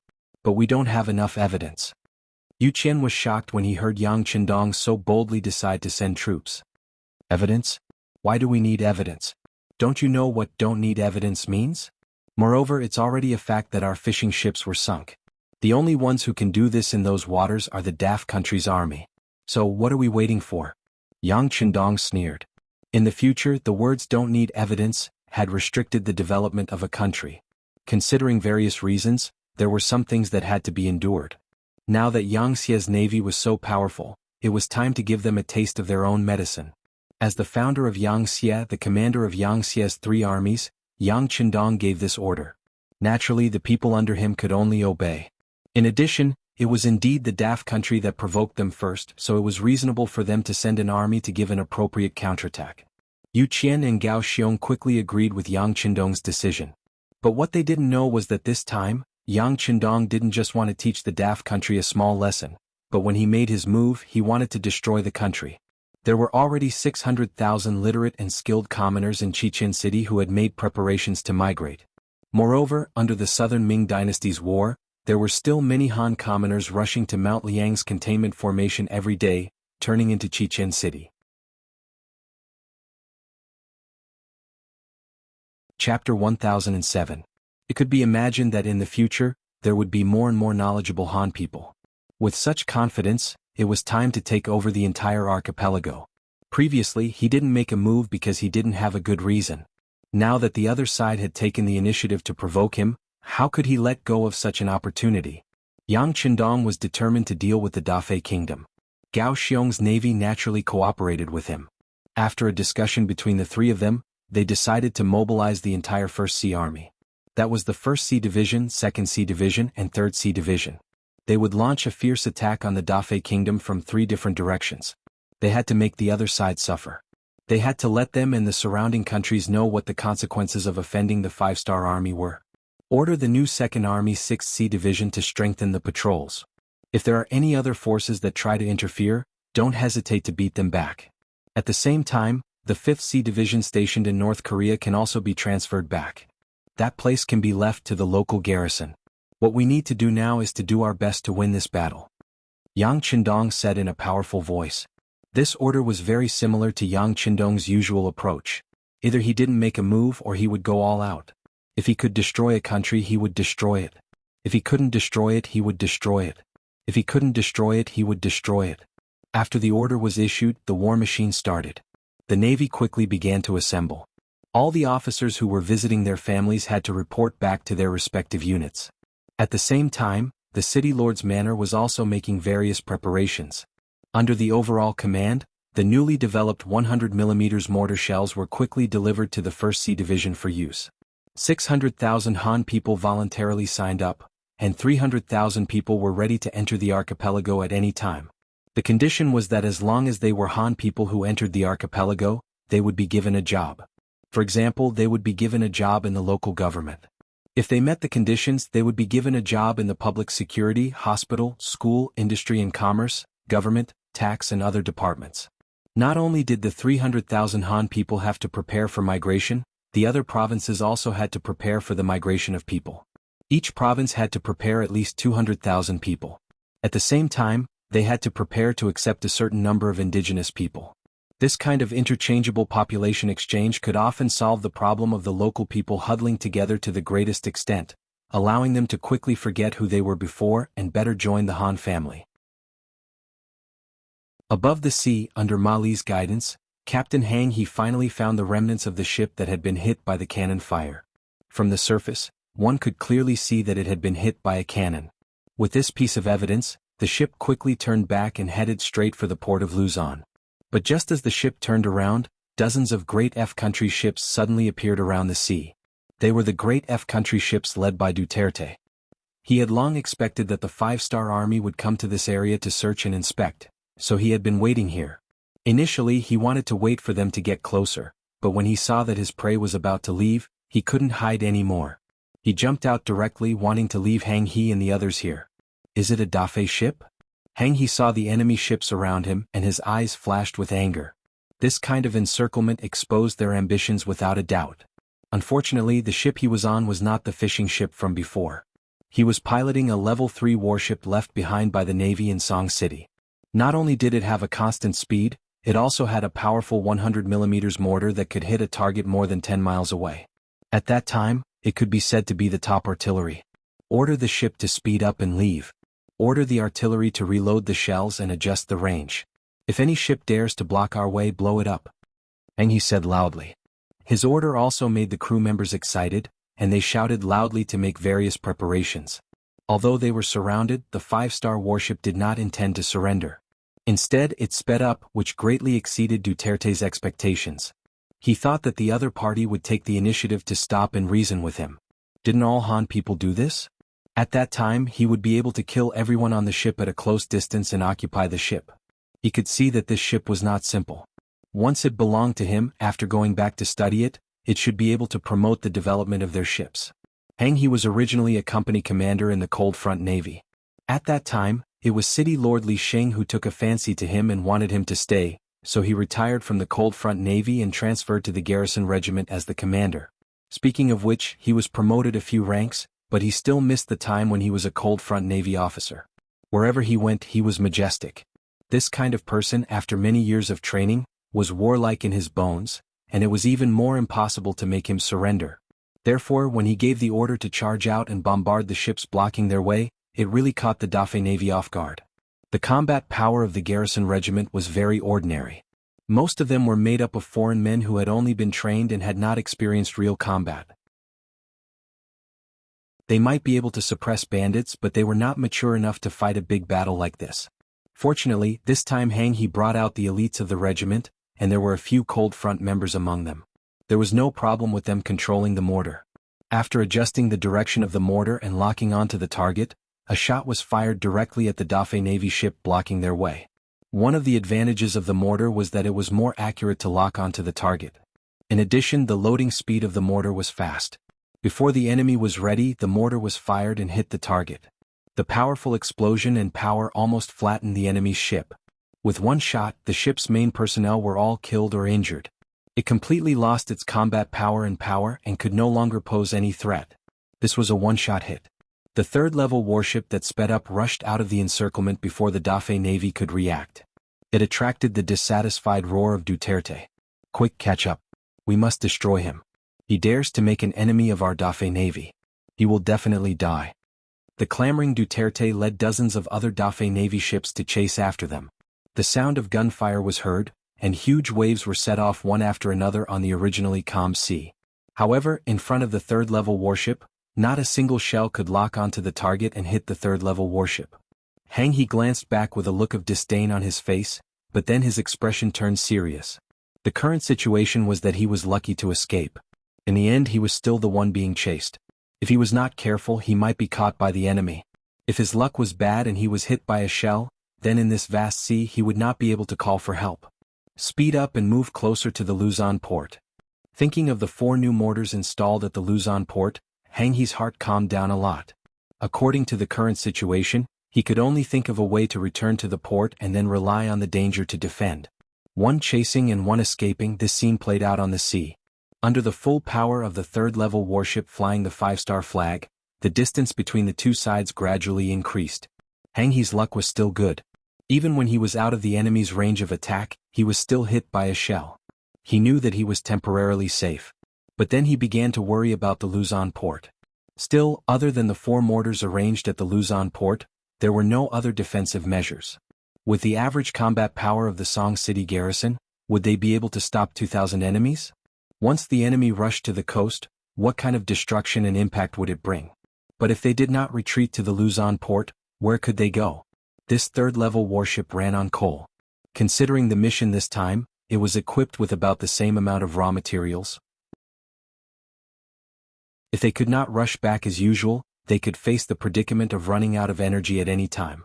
Although they had considered such a thing when they were developing the Level 3 naval battle system, and if they had no other choice they could row the boats manually. However, with that kind of speed, wouldn't the enemy catch up to them very quickly? Speed up and return, then quickly gather the soldiers.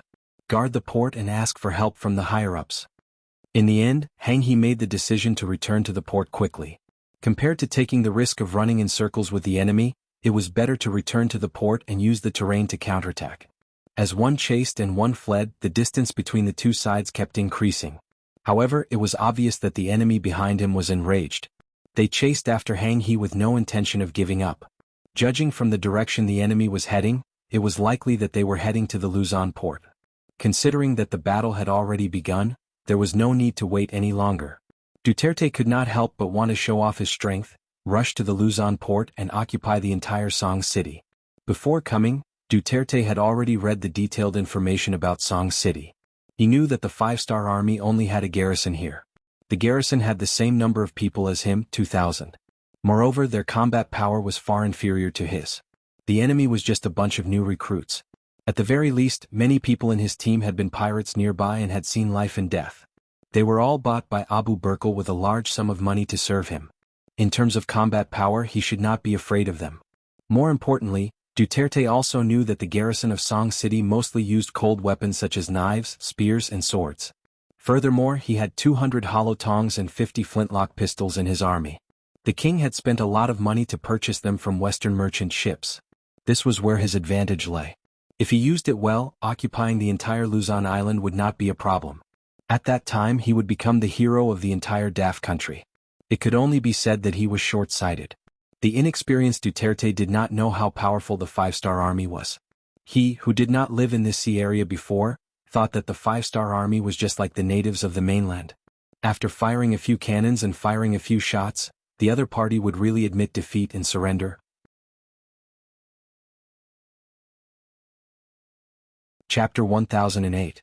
He couldn't imagine the power of the 5-star army. One chased while the other fled. Nearly a day later at dawn, Hang He took the lead and returned to Port Luzon. As soon as the warship came to a stop, before the wooden planks connected to the land were fully lowered, he had already dashed out. While shouting for everyone to evacuate, he ran towards the 4 mortar turrets on the port. Port Luzon and even the entire Luzon island hadn't experienced war for many years. Last time the 5-star army came, but they didn't encounter any resistance and occupied the entire island. Many people didn't have a better understanding of the cruelty and horror of war. Even though Hang and his comrades were running and shouting, not many people really paid attention to them. There were even some fishermen who continued to walk toward the fishing boats anchored at the port, as though they didn't care about the situation. Just as Hang He and the others ran to the turrets and began to shout for their comrades to raise the shells and adjust the muzzle of the cannons, dozens of warships flying the flag of the Daf country appeared. Duterte, who was mixed in the crowd, shouted and fired his cannons, his face full of excitement. The sound of the cannons roared. About 20 cannons on the dozens of ships were suddenly fired, making earth-shattering sounds. The shells fell on the ships anchored at Port Luzon. In a short time, countless fishing boats were hit. Not long after, the only 3rd-level warship of the Song City garrison was also hit and sank. Cannons were ruthless. They wouldn't let you go just because you were old, women, children, or civilians. Wherever the cannons landed, hundreds and thousands of civilians were covered. Amid the screams, their lives were mercilessly devoured. For a time the port was in chaos. Cries, shouts, cannons and gunshots mixed together, forming a scene of hell. Taking advantage of the chaos, the Daf country navy opened a path with cannons and began to approach Port Luzon, preparing to land. Fire. In the turrets on the port, Hang He had already adjusted the firing direction of a mortar. After the first shell was loaded, the counterattack began. The cannons flew in the air and landed on a battleship outside the port, causing an even bigger explosion. At the same time, the other 3 cannons did not separate and began to fire back. They hit the Daf Kingdom ships that had not yet entered the port, causing waves of cries and cries for help from the soldiers.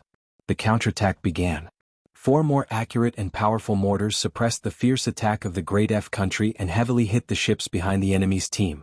However, for the Great F country soldiers who had already docked their ships and were mixed with many civilians, they felt powerless. If he retracted the cannons, the civilians would be hurt, but if he didn't, the enemy might take the opportunity to charge forward. At this moment, Hang He's eyes were filled with uncertainty and hesitation. As a former member of the Cold Front, he could fire cannons, fire guns, or even draw his sword at the enemy without fear. However, he really couldn't do anything to the people who had already submitted to him. "Leader, what should we do? The enemy is coming." Seeing that Hang He was in a daze, a platoon commander on the side asked anxiously. After a few seconds, Hang He's voice sounded, "Order the soldiers to prepare their weapons and prepare for battle."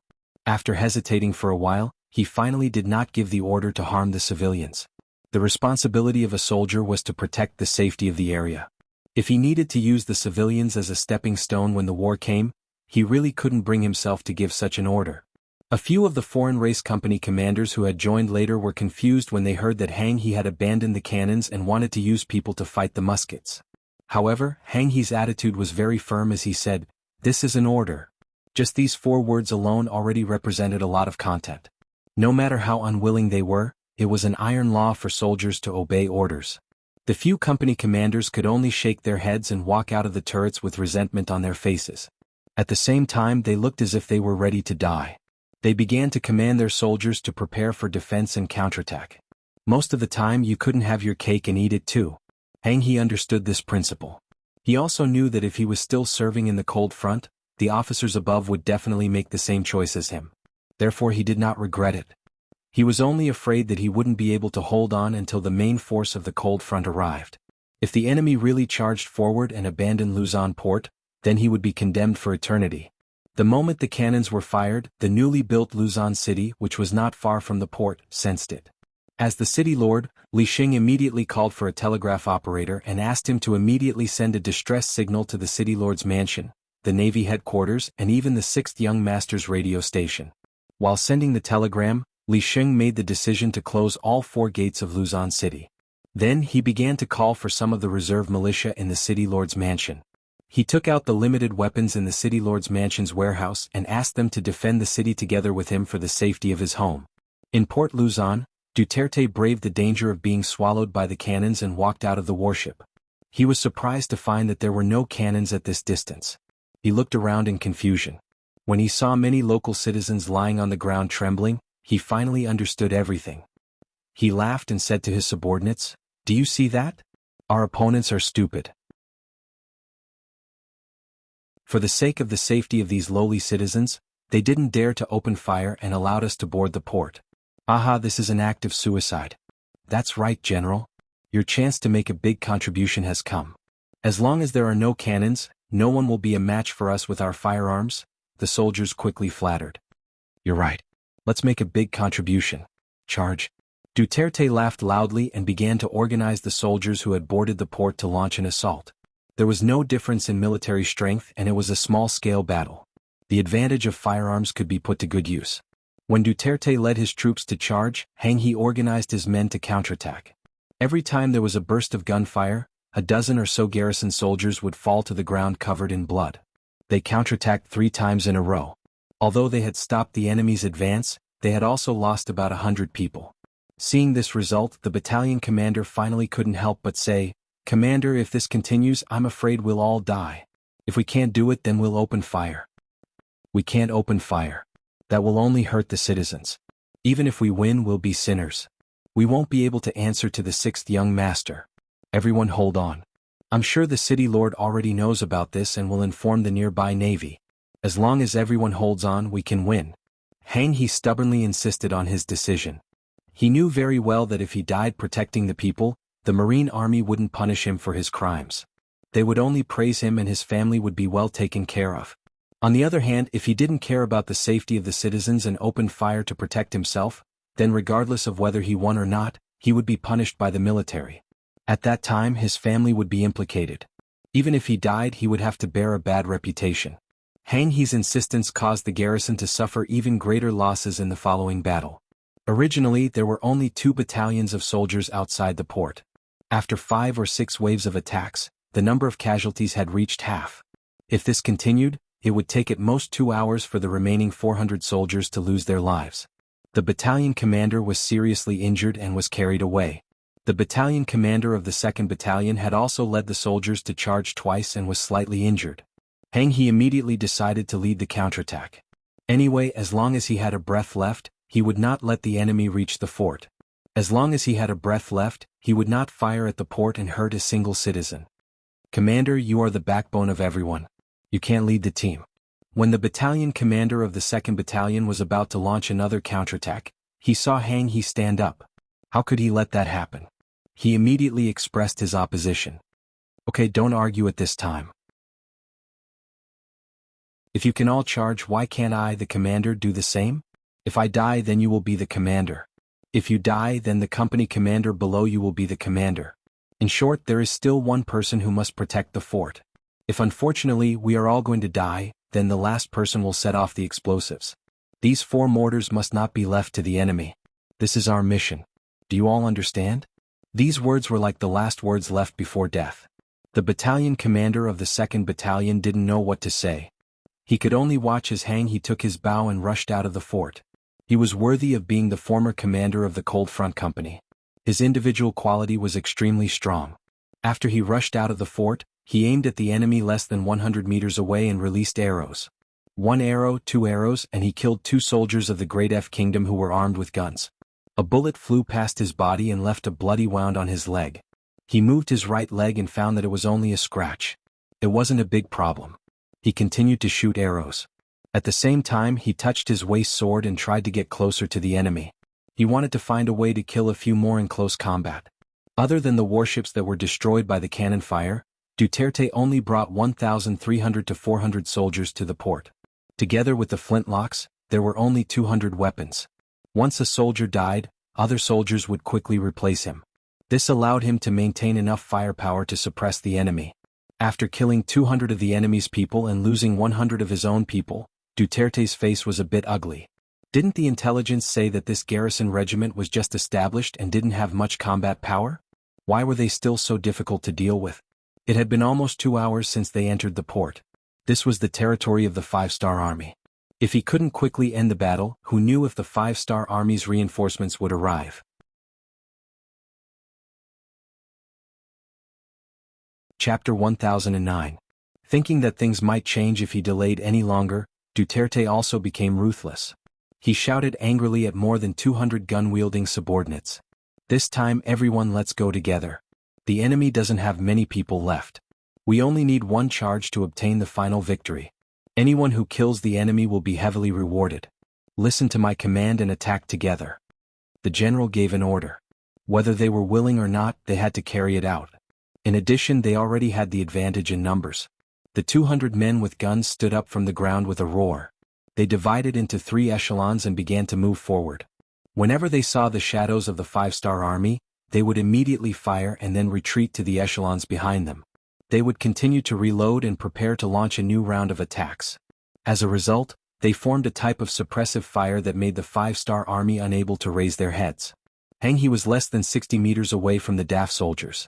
Originally, he was thinking of how to get close to the enemy and kill them with his sword. That way the enemy could only fire 1 shot at a time. But when he saw the enemy coming in an orderly manner, his eyes had a sense of helplessness. In this situation, even if he jumped out, he would only become a target. The enemy was getting closer and closer. The soldiers in the fort were suppressed by the guns and could not raise their heads to fight back. Hang He and the dozens of soldiers outside were also suppressed and could not show their heads. The sound of footsteps was getting closer and closer. Everyone, prepare to fight back with me. He knew that he could not wait any longer. Even if it was dangerous, he had to rush out and kill them in close range. As for what kind of effect he could achieve, it was all up to fate. At this time, Hang He remembered the oath he made when he first joined Lung Feng. Protect the country, die without fear. Perhaps this was the time to fulfill his promise. Everyone get ready. I will count to 3. Everyone charge together. Just as Hang He was about to shout 3, a series of gunshots suddenly rang out. It was as if firecrackers were going off continuously. Hundreds of meters away, countless Navy soldiers wearing white military uniforms appeared. They were all holding Type 95 rifles, firing continuously while rushing forward. They surrounded the harbor. The sound of gunfire was endless, and under the continuous stream of people, the soldiers of the DAF Kingdom who were about to charge forward were killed from a distance. Both of them held a gun, but comparing a huatong to a flintlock gun was like comparing a fire stick to a sharp weapon. They could not be mentioned in the same breath. The sudden appearance of the 5-star army caught the DAF soldiers off guard and made them dizzy. Go. The commander of the 1st Sea Division, Nye Tong, personally led the troops. Wearing the rank of a 4-star colonel, he was like a beast that had been released from its cage, constantly charging forward. The 9-5 in his hand constantly spat out tongues of flame, reaping one enemy's life after another. Beside him, the soldiers who were like white waves were also charging forward bravely. Looking at the soldiers of the Great F country, their formation was in chaos due to the sudden attack.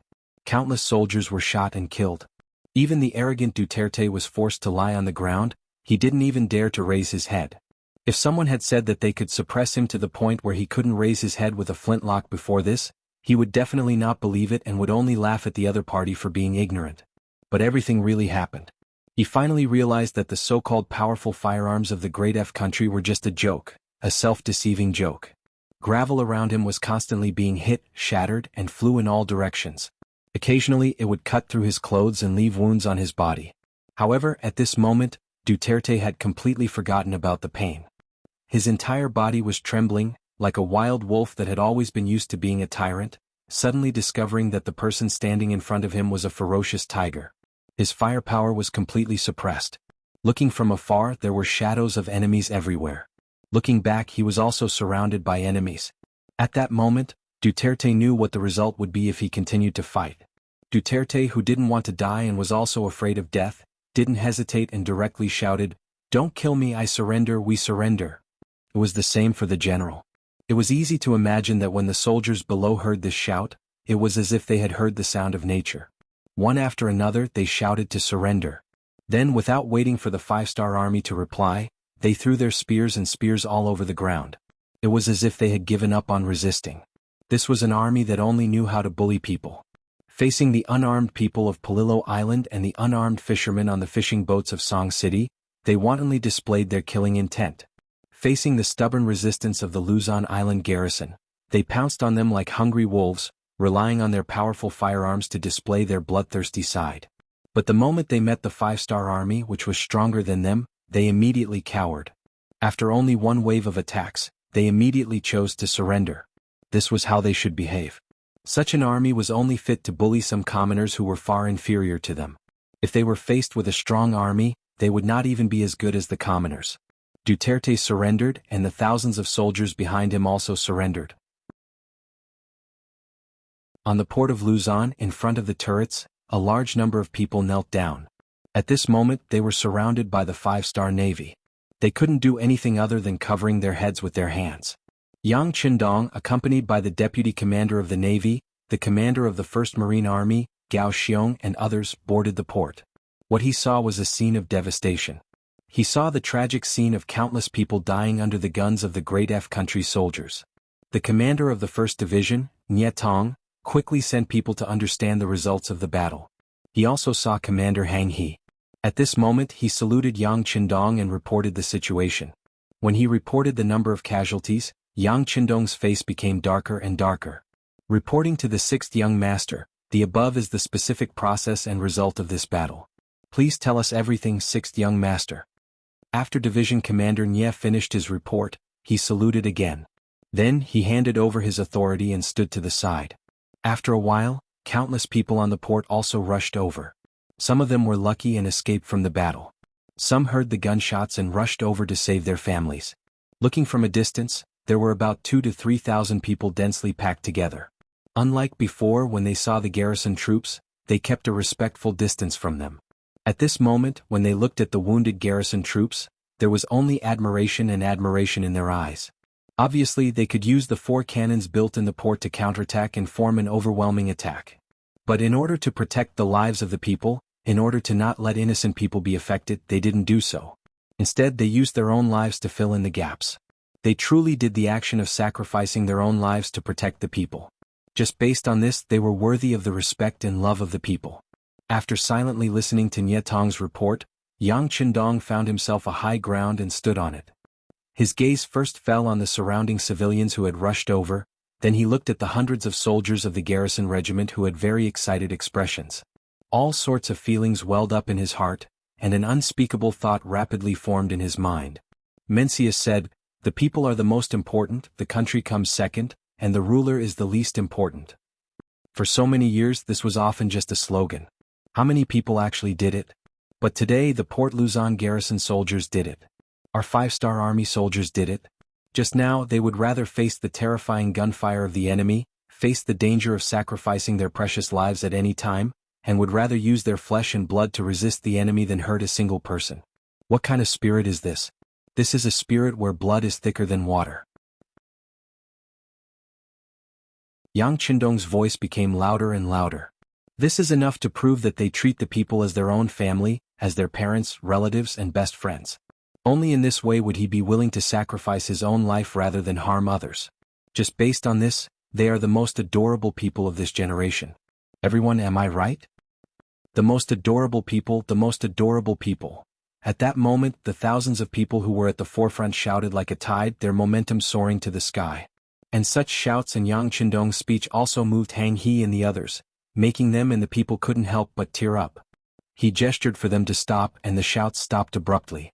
Even the thousands of commoners were now like an organized army, obeying orders and listening to commands. They did very well. Everyone's performance was also very good. Because of this king will now make 3 decisions. First, bury and compensate all the soldiers and people who died in this battle. They were all innocent people who died to fulfill their duty. They were invaded and died for no reason. We must remember them and treat their relatives who are still alive well. We must let the dead close their eyes in peace, and the living can also go into battle with light burdens so that they can live a more exciting life. Long live the Southern Martial King, long live the Southern Martial King. What responded to Yang Qindong were the shouts of thousands of people and countless soldiers. Clearly these words were what they were thinking. After making a stop gesture again, Yang Qindong continued, "Second, from today onwards the garrison regiment will be officially promoted to the Song City Garrison Division. The division commander will be Hang He, and there will be 5 regiments under his command, each with 5 battalions, a total of 10,000 people. At the same time he will be equipped with 5 third-grade warships and 1 fourth-grade warship. Under his command he will protect the peace of this region. Long live the Southern Martial King, long live the Southern Martial King. Third, from Luzon Island to Sumatra Island in the southwest, it has always been the Great Ming's territory. The existence of the Great Ming's old port is proof. Now, the Great Ming country is wantonly invading our territory, taking our benefits, killing our people, and stealing our territory. Their actions have angered both men and gods. Henceforth, this king announces that we have lost control. Anyone who dares to resist in this region will be killed. Anyone who betrays the country will be killed. Anyone who doesn't back down will be killed."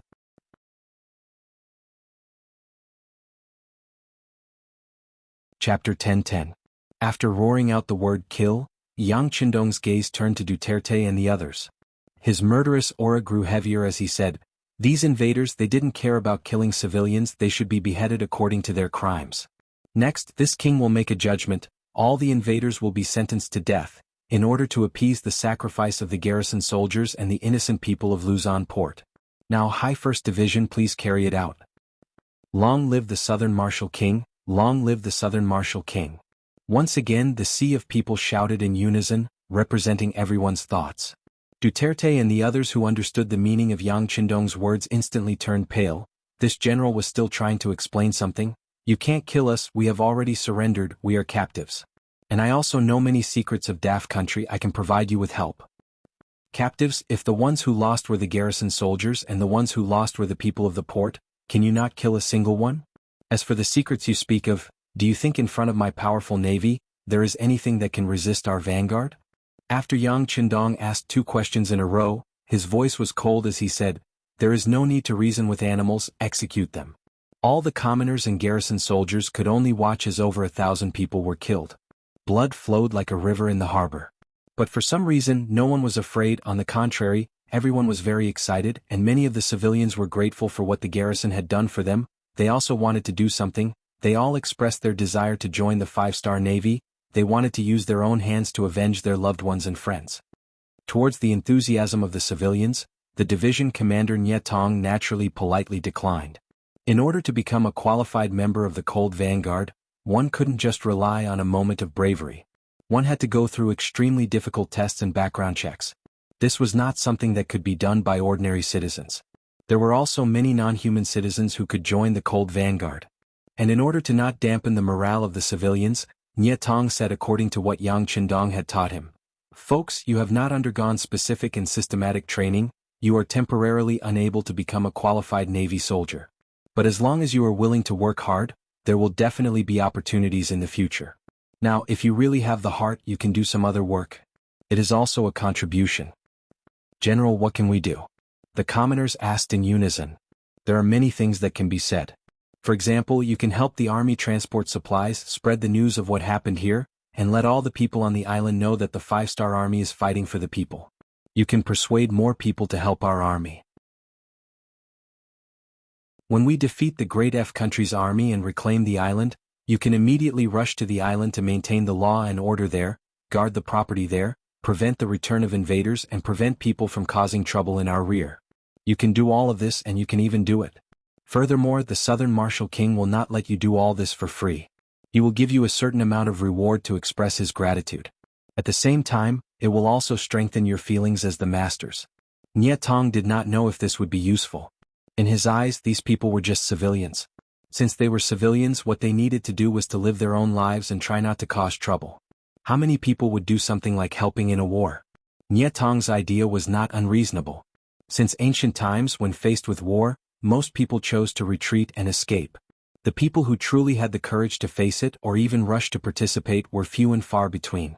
But Yang Chendong did not think this way. Once, when he attacked the Phnom Penh dynasty, which was the current Cambodia province, he had borrowed the power of the civilians. When he led the army to fight in the front line, it was the Phnom Penh civilians who constantly followed behind, helping them bury the bodies, transport supplies, and finally, in a month's time, they defeated a large dynasty. After that experience, Yang Chendong liked this method.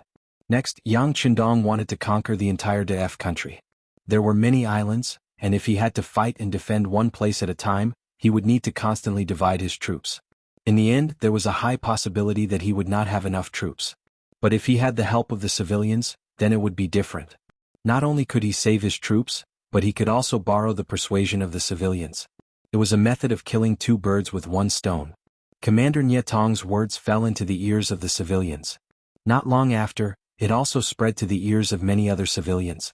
When the garrison regiment faced the invasion of the enemy, they would rather use their bodies to block the bullets than use their cannons to harm a single civilian. This moved many people, making them believe that the 5-star army was the army that saved the world. Naturally, the intelligence bureau and the Han people who moved here added fuel to the fire in the dark. But at the same time, helping the 5-star army would give them benefits and rewards. This kind of benefit, in addition to the fact that Port Luzon did exist, made it hard for them to reject. In the following battle, these commoners indeed played an extremely important role in assisting the army. Duterte and more than 1,000 soldiers of the Dafe country were killed at the port. They avenged the dead soldiers of the garrison regiment and the people of the port, and also played the role of a flag sacrifice. Next, Yang Chendong personally led the 1st Sea Division from the north and went straight to the Dietsao Island of the Dafe country. Just as the 1st High Division received the telegram and headed towards Port Luzon, the 2nd High Division and the 3rd High Division also headed towards their respective targets. The 2nd High Division's commander Zhao Changwang headed towards the west, while the 3rd High Division's commander Long Yun Tian headed towards the east. Mindoro Island was the first island and target to be conquered on the west. On this island, there were about 5,000 soldiers of the Daf country and 60,000 civilians. The largest city on the island, Mayu City, had the largest Mayu port on the island. When the 5-star army's flag appeared in the distance, and hundreds of warships appeared, the soldiers of the Daf country were dumbfounded. When the 3rd-level warships and 2nd-level warships appeared, and under the command of the division commander, Zhao Changwang, the entire port was soon plunged into a sea of fire. The ships, soldiers, and defensive buildings left here were destroyed in a very short period of time. Before most of the civilians in the city could figure out what was going on, the 2ND Division's main force had already begun to disembark at the port. With the support of artillery fire, they entered Mayu City after an hour, killed all the enemies who resisted, and occupied almost all the military facilities and warehouses here. From the firing to the end, less than 2 hours had passed. More than 1,000 soldiers of the Daf country were killed and injured, and the rest were all captured. Under the cover of artillery fire, the entire Mindoro Island did not even have a single ship escape. Such a victory was incredible in the eyes of others, but in the eyes of the 5-star Navy, it was so common. If there must be a word to describe it, it was like using a cannon to kill a mosquito.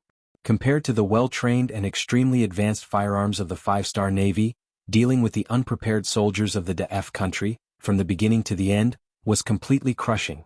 There was no pride or complacency at all. After occupying this place, the first thing the 2nd Division commander Zhao Changwang did was not to count the war gains, but to say to the dispatcher next to him, "Immediately report to the 6th Young Master and the Navy headquarters that the war on Mindoro Island is over. Please send someone to take over. In addition, the 2nd Division intends to continue south with the main force. Please give instructions." A small island like Mindoro was naturally unable to satisfy the appetite of Division High and Division High, so it was expected that they would continue to fight. Not only did Division High and Division High act this way, Division 3 Long Yuntian's subordinates also quickly reported to Yang Qindong and the Navy headquarters to continue to fight. Long Yuntian was favored by Yang Qindong and finally became the head of the 3rd Division as he wished. He would do his best to prove that the 6th Young Master did not misjudge him. In his eyes, this battle was the time to perform well, so after receiving the order, he led the 3rd Division commander high straight to Katanduane's island. Due to the distance, the time taken to launch the attack was not as fast as the 2nd Division. However, from the moment they entered the island to the moment they fired the cannons, it only took them 2 hours. This was not because the combat power of the 3rd Division was stronger than that of the 2nd Division. Instead, it was because Katanius Island was too weak, so the speed of their attack was much faster. Yang Qindong, together with the main force of the 1st Division and the Navy headquarters, soon after leaving the port of Luzon Island, they received reports from the 2nd Division and the 3rd Division. The speed of the military progress was smoother than expected. After Yang Qindong read the report, he just casually handed it to the deputy commander of the Navy Gao Xiong and said, "With such strength they dare to go against the 5-star army, there is no need for this DF country to exist." It was said that the more daring a person was, the more bountiful the land would be. In Yang Qindong's eyes, DF country was not in his eyes. If it was not for the fact that he was not fully prepared, and that the resources in the islands were not that abundant and scattered, this place would not have become his early target. If there was someone to blame, it was the merchant Abu Burkle who was blinded by profit and did something that led to his own death. Since it was like this, Yang Qindong would fulfill his wish. Gao Xiong took the telegram and quickly read it. He asked, "6th Young Master, do we agree to their request?"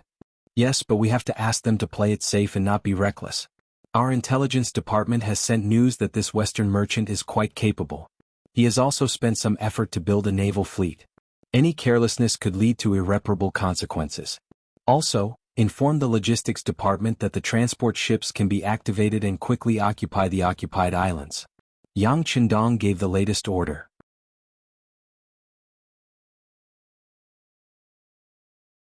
Chapter 10-11.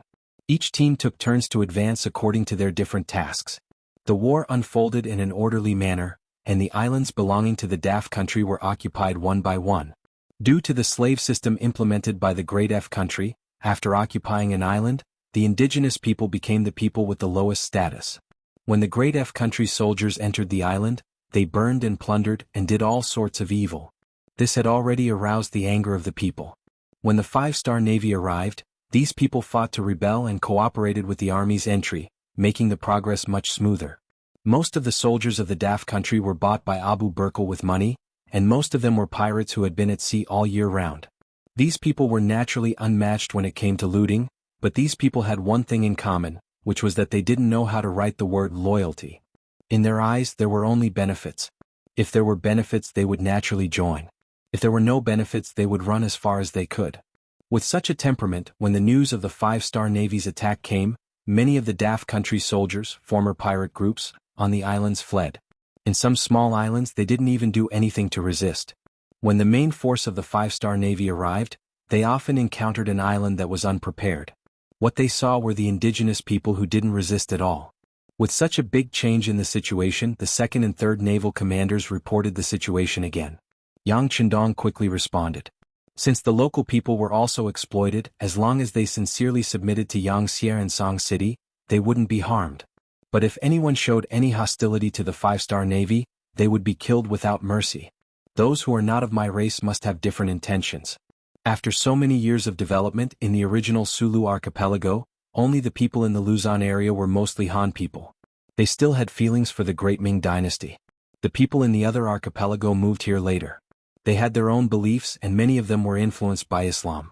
For such a hidden enemy, Yang Qindong would never be lenient, because he knew that today's kindness may be exchanged for understanding sorrow.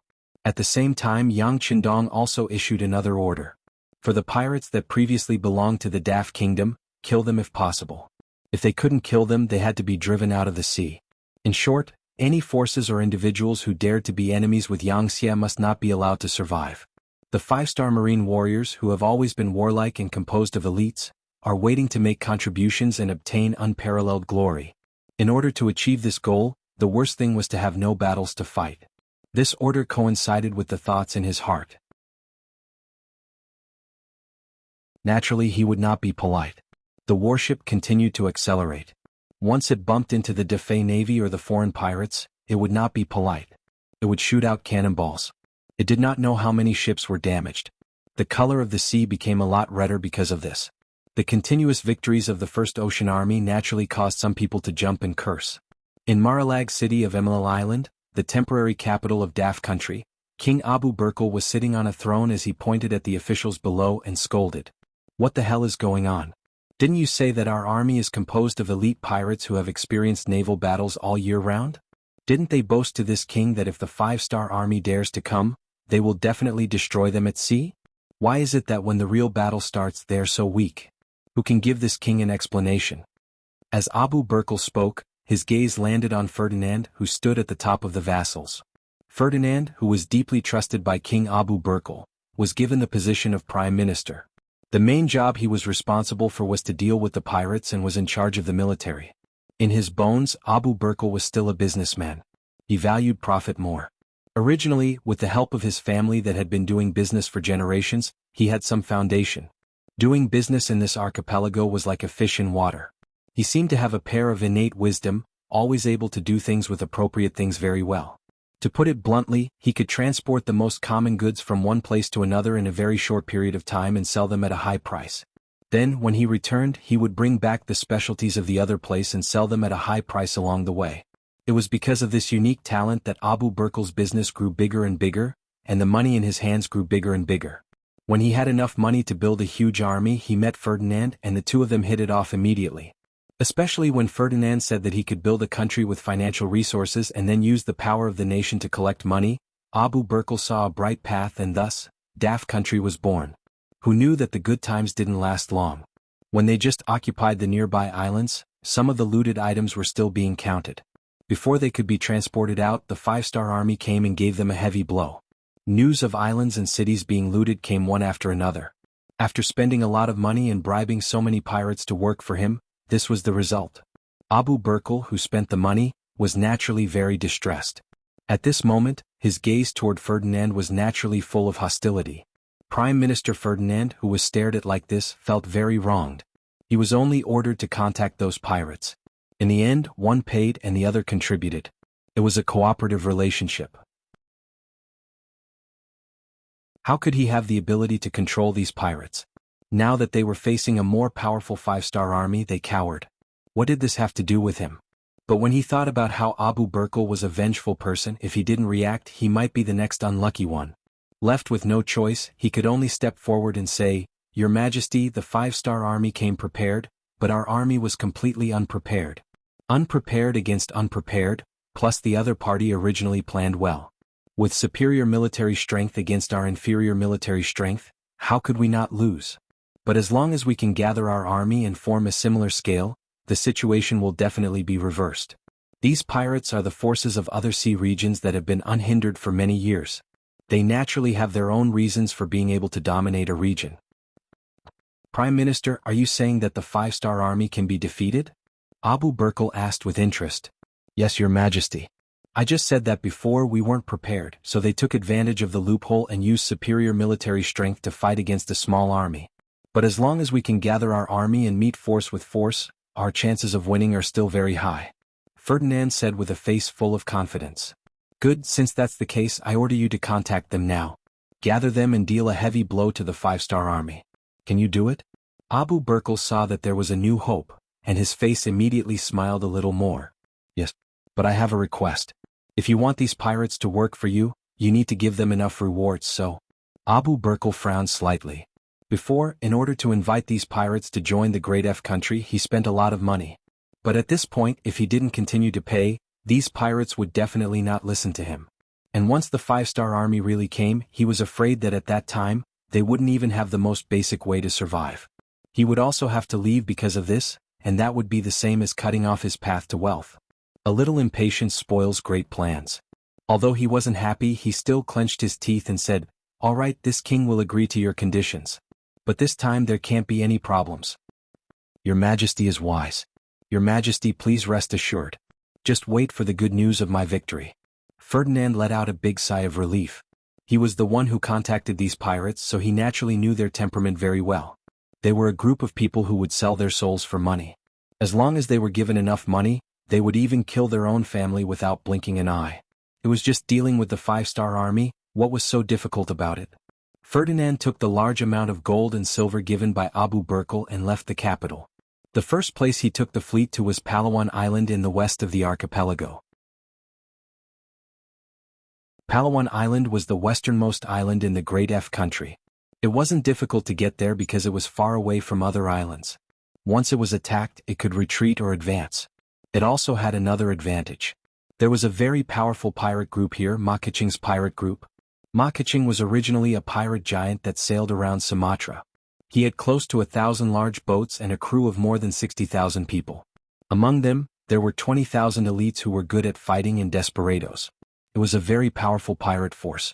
When Ferdinand went to rope him in, he spent a lot of effort. Of course, he also spent a lot of money to invite him to join the Great F country and let him help guard Palawan Island and become the main force supporting the Great F country's western seas. It was precisely because of his understanding of Makaching's abilities that Ferdinand had been the first to seek him out. When he landed on the island and brought with him 10 chests full of gold and silver, totaling up to 500,000 taels of silver, the pirate leader Makaching's face was already beaming like a flower. "Brother Ma, this is our king's sincerity. He also said that as long as you can defeat the 5-star army, he will also give you a third of the loot. How about it?" Seeing that the time was right, Ferdinand said his request. It was only a third of the loot, so it was naturally difficult to move Makaching. This also made him quickly withdraw his smile and said with a very serious expression, "Prime Minister, what do you think we are? A mere 500,000 taels of silver is enough to make tens of thousands of my brothers work for you?"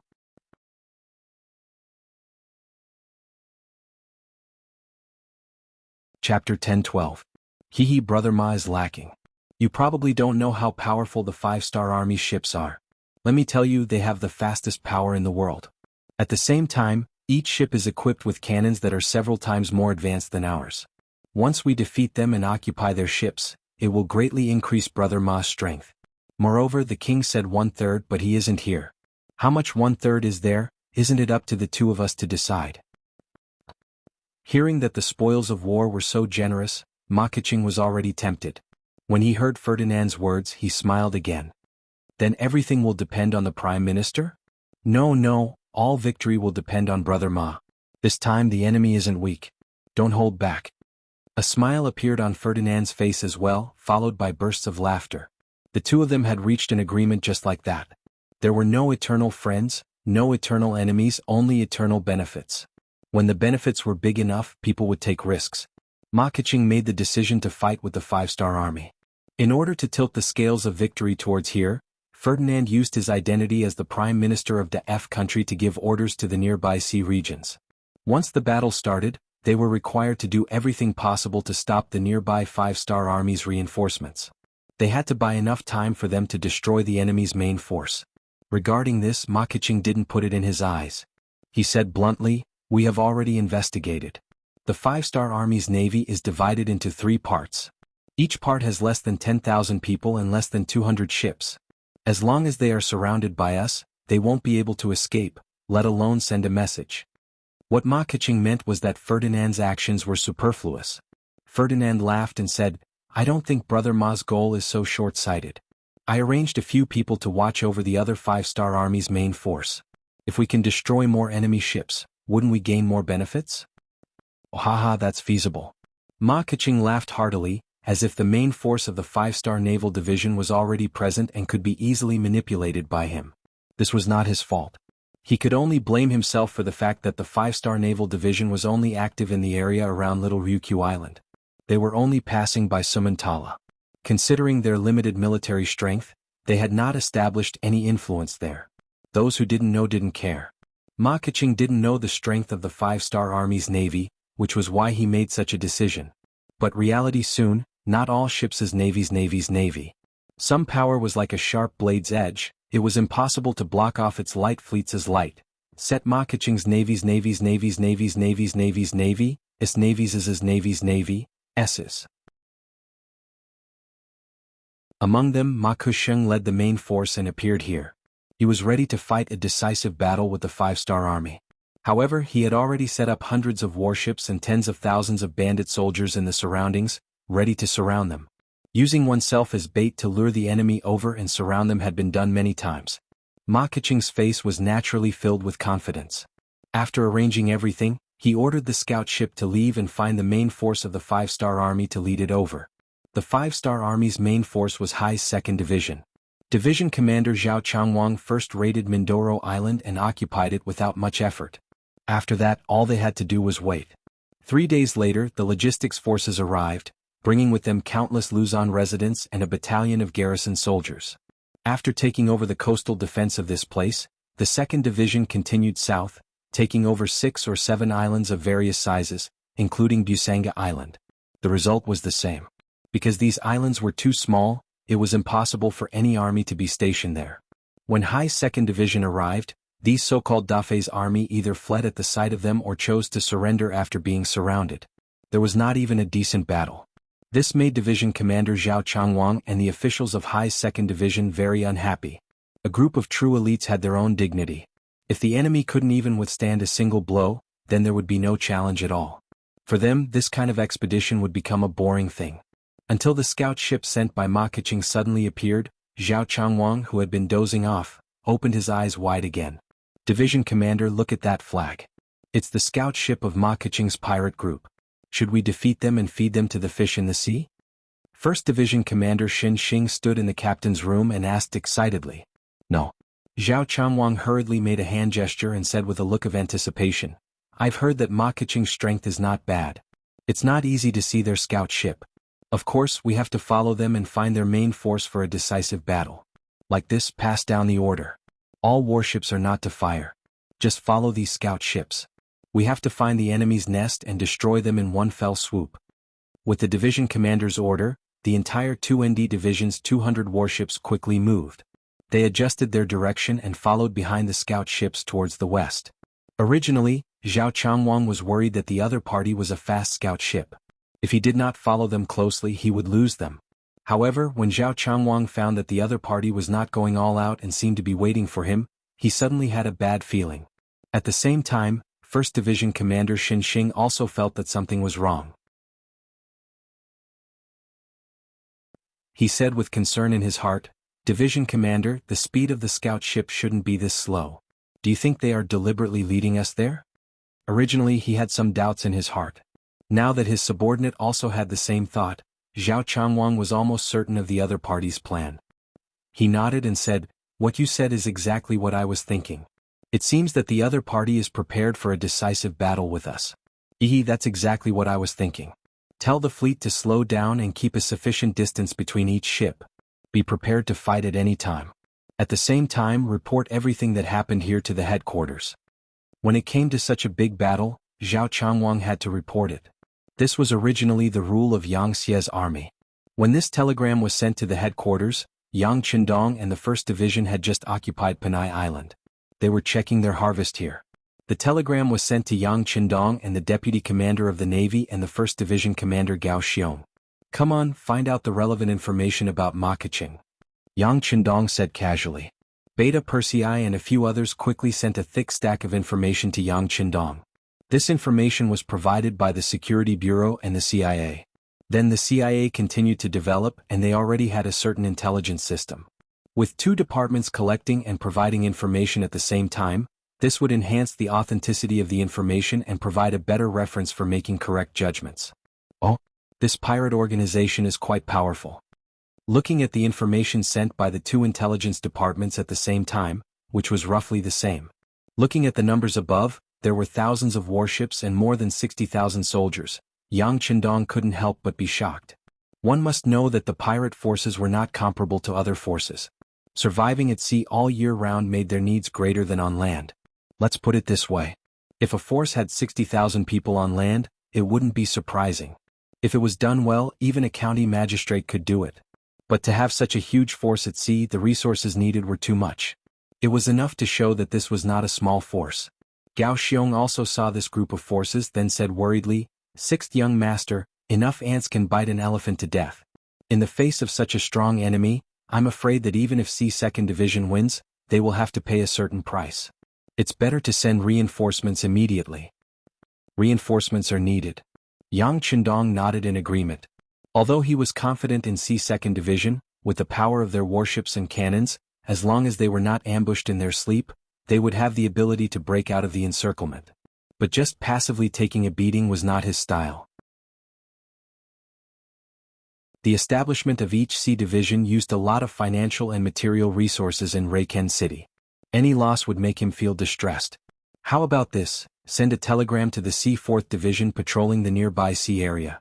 Let them quickly approach C-2nd Division. Don't let them meet up first. Once they find that the enemy is surrounding them, attack them from both inside and outside. One C-2nd Division and one C-4th Division. With such a force, even if they were facing a force several times stronger than them, they would still have the ability to counterattack. Yang Qindong gave the order, and Gao Xiong nodded in agreement. Then he asked, "The enemy has already made their move. Sixth young master, I think we should also hurry up. Everything on Panay Island will be left to the garrison and the people. Should we continue to move forward?" "Yes." Yang Qindong nodded silently, and his eyes fell on Emerald Island on the sand table. This time, Daft Country went to war without declaring war, killing and injuring so many soldiers and people. If they did not teach them a lesson, wouldn't they be looked down upon by others? Wouldn't anyone dare to provoke them in the future? C-1st Division set sail again and the fleet headed south. Thousands of nautical miles away in the west at this moment, ships were also densely packed. The tense atmosphere before the war appeared on every pirate's head, indicating that a life-and-death battle seemed to be about to begin at any time. Compared to the tension of the soldiers below, Ma Keqing, as the leader, was very relaxed. In his opinion, with more than 6 times the number of troops and 5 times the number of warships, the 5-star army had already become his meal, the meat in the bowl. At this time he consciously ignored 2 problems.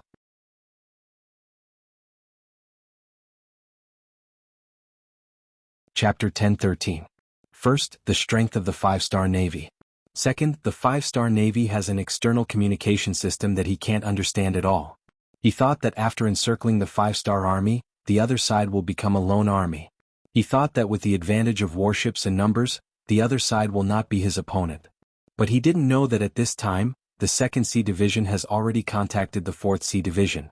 Regarding the decision of the 6th Young Master and the Navy headquarters to send the 4th C Division to join forces with them, although Zhao Changwang has some resistance, he thinks that the 2nd C Division can win. But considering that the number of warships is not equal, once the other side is defeated, they will likely escape. When he can't chase after them, he still agreed with this decision. It's just that Zhao Changwang thought of the 4th C Division as a peripheral force, he didn't think of cooperating with them. He wanted to let the 2nd C Division have their own military achievements. And all of this changed because he entered the encirclement. After discovering that the enemy scout ship was deliberately luring them into the encirclement, Zhao Changwang ordered all the warships to slow down their marching speed and maintain a good alignment. In the end, 3 days later, the 2nd Division, which was tailing the scout ship, finally found the densely packed enemy ships waiting for them on the opposite side of the sea. Looking from afar, there are no less than 400 warships. This powerful lineup fell into Zhao Changwang's eyes, but he didn't have any fear. Instead, he was very excited. Finally, there is a piece of fat meat in front of him, he can eat to his heart's content. But what happened next changed Zhao Changwang's plan of eating alone. After the 2nd C Division entered the ambush, a large number of enemy ships appeared in his north, east, and south. No matter which direction he looked at, there were about 200 enemy ships. This is 5 times his own strength. In the face of such a situation, Zhao Changwang first had a fierce struggle in his heart, then he quickly made a decision. He called the telegraph operator and said, "Report the situation in front of us to the 6th Young Master and the Navy headquarters." At the same time, inform the 4th Division of the Sea that all the enemies have appeared. They can move now. Division Commander Xin Xing, who was accompanying the 1st Sea Division, shouted.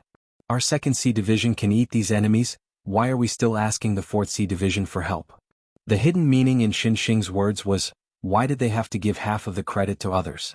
Regarding this question, Zhao Changwang's answer was, the fat meat is too big for us, 2nd Division High, to eat it. If we ask 4th Division High for help, not only will we not eat less, we will eat more. At the same time, we can reduce our losses, so why not? As the division commander, Zhao Changwang had absolute authority over the military affairs of the 2nd Division. Immediately, he had the telegraph operator issue the order. What he didn't expect was that not only did he receive news that the 4th master teacher had agreed to make a move, he even received praise from the 6th young master. The general gist of the telegram was that Zhao Changwang had always looked at the big picture and had truly integrated sincerity and unity into actual combat. Very good. The 6th young master was very happy and personally rewarded Commander Zhao with a box of Bugnam of Gojosian cigarettes and 100 jars of good wine. Considering the quantity of cigarettes produced, cigarettes became one of the most sought-after goods. Because of the high consumption, even the generals in the army received a monthly quota. As for the Wunan Ace brand that had just been released, it was the best among them. It was not inferior to the influence of the current Zhonghua cigarettes. A box of cigarettes and 100 jars of good wine were given out at once. This kind of reward was sent to the entire Yangxia army through the telegram. Remember, it was the entire Yangxia army. It wasn't limited to the 1st Division High, nor was it limited to the entire navy of the 2nd Division High. As long as one was in the Yangxia army, they were notified of this news. For a moment, while everyone was envious of these benefits, they were even more envious of 2nd Division Commander Zhao Changwang. To be able to receive such a reward from the 6th young master, needless to say, he had already been taken seriously. Could be imagined that in the future he would have a meteoric rise. Why did Yang Chendong do this? It was very simple to say. He used this proof to tell all the senior officers how important it was to be united. As long as you have the big picture in mind, even if you didn't achieve much, you would get more points than if you acted alone. Zhao Changwang was shocked by this telegram, but soon he was very excited. But when the excitement passed, he began to ponder the meaning of this matter. So, after he thought it through, 2nd Division High didn't immediately counterattack. Instead, they continued to drill into the middle of the encirclement. Since he already knew that he was surrounded, it was equivalent to knowing the opponent's plan. Zhao Changwang wasn't in a hurry. He wanted to wait and see, not to see if the opponent had any tricks up their sleeves, but to buy time for 3rd Division High to reach the designated target. 2nd Division High was surrounded, but they didn't immediately escape. Instead, they continued to move forward towards the center of the battlefield. This also made Ma Keqing, who was about to give the order to attack, hesitate. This also made Prime Minister Ferdinand, who was following the army, unable to understand. Shouldn't a normal person run away immediately when encountering such a situation? If they didn't enter the center of the encirclement, even if they had to pay a big price to escape, there was still hope for them to break through. But once they entered the center of the battlefield, even if they wanted to escape with a ship, it would be harder than ascending to the heavens. The 5-star army knew this, but why were they still so close to the center of the battlefield? Puzzled, the two gathered together to think about it. Because if they didn't understand this problem, they would never be at ease. Very quickly, the two of them came to a consensus. The reason Teacher Hai's 2nd Regiment did this must be due to their arrogance. In other words, the 5-star army was very arrogant. They probably didn't think highly of these pirates, so they dared to take the risk. It was no wonder that the two of them thought this way. According to the information obtained from the scout ship that followed 2nd Division High, ever since they discovered each other, 2nd Division High's ships didn't leave. Then, after 3 days of pursuit, 2nd Division High's ships had already entered the encirclement. Faced with this extremely accurate information, it could only mean one thing. 2nd Division High didn't have any reinforcements, and they didn't have any reinforcements. If this wasn't arrogance, then what was it? Haha, everyone says that the 5-star army is very strong, but I haven't seen it yet. Now I see their arrogant side. Very good, since they don't put others in their eyes, then don't blame me for being merciless. Use the flag to tell the other ships not to be in a hurry to attack, and let the enemy move. At the same time, shrink the encirclement and wait for the enemy to appear in the center of the battlefield before attacking together. Ma Keqing was furious. He was angered by the arrogance of 2nd Division High. In the past, whenever an enemy was surrounded by him, which one of them didn't panic? They would flee in a hurry, and it would be difficult for them to even display 50% of their usual strength. However, 2nd Division High actually did the opposite, and didn't put his encirclement in their eyes. Since it was like this, why would he be polite? He would just give them a good beating. After the order was given, 2nd Division High unhurriedly moved towards the center of the battlefield under the encirclement of thousands of ships. During this period their speed was very slow, but they kept moving forward, so the pirates didn't have any other ideas. In any case, it was impossible for them to go out and report. Since that was the case, why should they worry about them escaping? Thus, the next half of the day passed in this kind of dawdling. 20 hours later, the 4th Division High sent a message that they had arrived at the designated location. They could enter the battlefield at any time after 2nd Division High fired their first shot. The 2nd Division High's commander, Zhao Changwang, ordered the entire division to prepare for battle.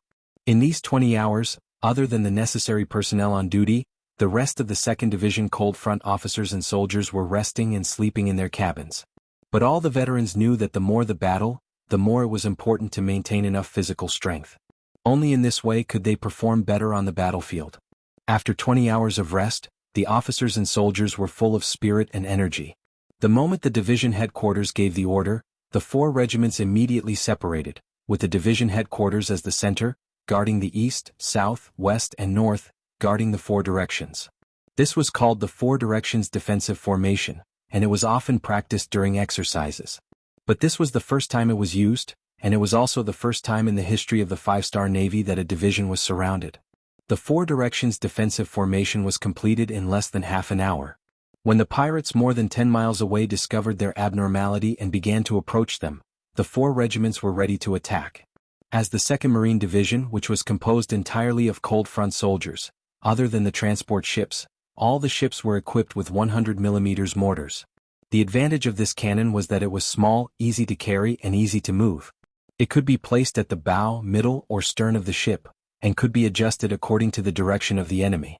Moreover, the shortest attack range was 13 miles, and it could be used to kill enemies from a long distance. As for the divisions, they were equipped with 5 level 4 warships. Among them, there was one for the division headquarters and one for each of the 4 regiments. All of the Class 4 warships were equipped with Type 61 100 mm single-barreled naval cannons. Firing rate, 12 rounds/minute, range 22. 5 kilometers against the sea, 14 kilometers against the air, elevation, 85 degrees, weight, 15. 9 kilograms, muzzle velocity, 895 meters per second. This type of 100 mm naval cannon was produced after Yang Qindong took out the finished product from the warehouse, and the Crimson City shipyard gathered countless manpower and resources to research it for 3 years before they succeeded. This type of naval cannon could fire up to 45 nautical miles away, and was currently the strongest cannon developed by the Crimson City Shipyard and Munitions Factory.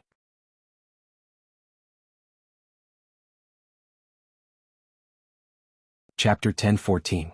With the production of the 100 mm single-barrel cannon, the shipyard and munitions factory in Crimson City also mastered more high-end technology. It is conceivable that under the promotion of Yang Xie's books and knowledge, more and more advanced cannons will be introduced in the future. On the level 4 warship where Zhao Changwang was on, there was a 100 mm single-barrel cannon at the moment. At this time, the cannon barrel was aimed at the pirate group rushing towards them, eager to fire. Report the distance. Zhao Changwang picked up the advanced binoculars used by the division commander in his hand and looked at the sea in the distance while asking. Reporting to division commander, the enemy ship is 10 nautical miles away from us. Wait a little longer. When he heard the distance of 10 nautical miles, Zhao Changwang put down the binoculars and said in a leisurely manner. Although the distance of 10 miles was within the range of all artillery fire, Yang Qindong still didn't give the order to attack immediately. He already learned from the intelligence that the strongest artillery in the west only has a range of 3 miles. As long as they fire outside this range, the initiative is still in their hands. Moreover, once they start fighting facing such a powerful artillery, Zhao Changwang can't predict how the other party will react. What if they can't withstand the force and turn around to escape?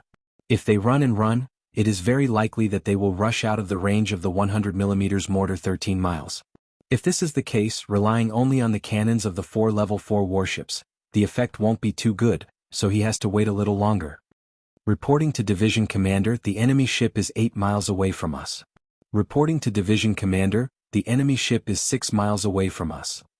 Order all ships to aim at the target and fire. After hearing the distance of 6 miles, Zhao Changwang didn't hesitate anymore. If he doesn't fire now, it will give the enemy a chance to rush in front of him. Once the enemy can suppress him with artillery fire, the loss at that time is inevitable. After the order was issued, the command flag fluttered on the strings of the division headquarters, then the first cannonball was fired. It was the level 4 warship that Zhao Changwang was on. The cannonball whizzed out of the barrel, landing directly in the midst of the approaching pirate ships. Boom! The cannonball whizzed out. Since it had already locked onto its target, it was the first to hit its target. It hit a large ship among the pirate ships with more than 300 people on board. Then it was lit up with flames and ammunition splattered in all directions. The pirate ship, which was completely unprepared, was hit. The hull of the ship began to crack, and countless crew members were killed or injured by the explosion. Miserable screams rose and fell in succession. This hellish scene was just the beginning. Following that, countless cannons roared and countless shells flew out of Division High's warships, rushing towards the enemy ships 6 miles away. Some of the cannonballs were very accurate and could easily destroy an enemy's small warship with a single shot. Some of the cannonballs were not accurate and would cause a huge wave when they landed on the surface of the sea, causing the nearby pirate crew members to cry out in fright, their eyes filled with fear. As pirates, they were used to threatening others, robbing others, and then watching others show fear in the face of danger. However, when everything was about to happen to them, they realized how dangerous it was. They realized that their qualities were not much better than those who had been robbed before. In fact, some of them were even worse than those who had been robbed before. Cannonballs sounded one after another without any signs of stopping. Although the speed at which Crimson City's munitions factory produced cannonballs was still very slow, it had been 6 years since the establishment of the Navy. It had been nearly a year since the successful development of the cannonballs. There hadn't been any major battles, so the stockpile of cannonballs was still very large. It wouldn't be a problem to use them for several large-scale naval battles. Cannonballs continued to roar. In the depths of the pirate ships, the confidence on Ma Keqing's face had long disappeared. He was loudly asking about the distance between him and the 5-star army. He couldn't believe it. How could the enemy fire a cannonball from such a distance and hit him? All of this was beyond his imagination. To be able to dominate a region and become a pirate organization that Abu Bakr didn't hesitate to recruit, Ma Keqing was very confident in himself. Every day he saw scenes of the strong devouring the weak. He clearly understood the importance of weapons. For this reason, he didn't hesitate to buy cannons from a passing Western fleet at a high price. Those cannons could fire up to 2.5 miles away. It was definitely a very powerful weapon at that time. Although he also knew that some Western fleets had cannons that could fire up to 3 miles away, he also knew that they would never sell them. Otherwise, wouldn't it mean that they had the possibility to threaten the enemy? But even if it was 3 miles away, once it encountered his wolf-pack tactics, it was destined to end in failure. Before the battle, he thought that the 5-star army's cannons could only fire up to 3 miles away. It was because of this that he dared to mobilize all of his forces to surround the enemy. But he didn't expect that the enemy would fire from 6 miles away and give him such a heavy blow. Moreover, it didn't seem like there was only one cannon but countless. This result made Ma Keqing somewhat unable to accept. At this moment he was already regretting his decision to become enemies with the 5-star army. Prime Minister Ferdinand, the special envoy sent by Abubar, was also unable to accept it. He had come here to see how the 5-star naval division was surrounded and annihilated, not to see how they were defeated. So when he saw that the enemy had already fired and started to damage the pirate ships, he couldn't help but ask Ma Keqing, "Brother Ma, why didn't you give the order to return fire?" Ferdinand was a civil official after all, so he naturally didn't have a certain understanding of the cannons on the ships. In his opinion, the more ships the pirates had, the more cannons they had. Since the enemy had already fired, all they had to do was return fire. At most, both sides would suffer. Ma Keqing, who was already in a bad mood, saw that Ferdinand dared to question him and immediately said with a face full of anger, "Return fire? Our cannons can't hit the enemy at all, how can we return fire?" "What? Don't tell me that the 5-star army's firearms are already so advanced?" Ferdinand finally understood and casually said a sentence to remind Ma Keqing. Previously, he said that to the pirates, the greatest benefit wasn't the 500,000 taels of silver given by King Abu Bakr, but the powerful firearms and cannons of the 5-star army. Regarding this, Ma Keqing heard it but didn't pay much attention to it. But now he finally understood the meaning of this sentence, and a bold idea spontaneously rose. Aha, the enemy's cannons are really good. If I can use them, then won't I be able to casually attack the Western merchant ships passing by here? When that time comes, won't my wealth be inexhaustible? As if he was asking himself, and also as if he had sunk into a crazed state, after a burst of laughter, Ma Keqing suddenly turned around and shouted to his subordinates beside him, "Use the flag to tell everyone, don't be afraid of the enemy's cannons, charge forward bravely. As long as we can advance 3 li, victory will belong to us. When that time comes, we will have even more powerful cannons. When that time comes, no one in this sea area will be our match." Ma Keqing's shout also stimulated his subordinates, and they shouted loudly as they went out to spread the news. This gave direction to the pirate ships that were already in chaos. To be able to become pirates and survive well, this originally proved that they were superior to ordinary people. Not to mention, for a great pirate like Ma Keqing, to be able to organize a formation of 60,000 men, it was enough to prove his strength and the strength of his subordinates. Initially, facing the sudden attack of the Second Sea Fleet, they were indeed stunned. That was because they were not prepared and did not know that there were cannons that could shoot so far. In addition, Ma Keqing did not give any new orders, so they could only wait in panic. Now that there was a new order, some ships quickly adjusted their direction and continued to move forward despite the danger of being hit by the cannons.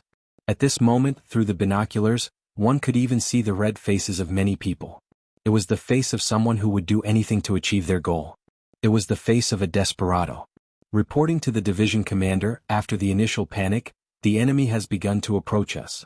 A division commander on the same ship, Shen Xing, put down his binoculars and looked at the division commander Zhao Changwang. Zhao Changwang was also shocked by the opponent's fearlessness. But to be able to become the division commander of the Cold Vanguard, which one of them was not a person with an extremely strong mentality? After a moment of sighing, he ordered all warships to adjust their direction. Be sure to control the enemy's warships 3 li away. Not only did he want to win, he also wanted to not suffer any losses. This was where Zhao Changwang's ambition lay. Although it was said to be ambition, under the advantage of powerful cannons, who could say that this was an impossible task?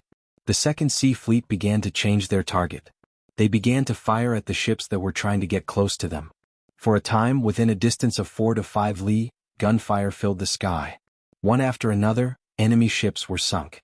On the vast sea, countless small black dots floated on the water, calling for help from nearby ships. Compared to some other forces, pirates seemed to be more fearless of death. Even if the ships in front of them were sunk one by one, there were still more ships coming one after another behind them. They were like a one-track mind. Once they set their sights on their target, they would never let go, even if they knew that it was very dangerous. A fluke mentality existed in everyone's heart. They seemed to believe that they would be one of the ships that would be lucky enough to reach the 5-star admiral. Therefore, everyone was taking risks and everyone was facing failure.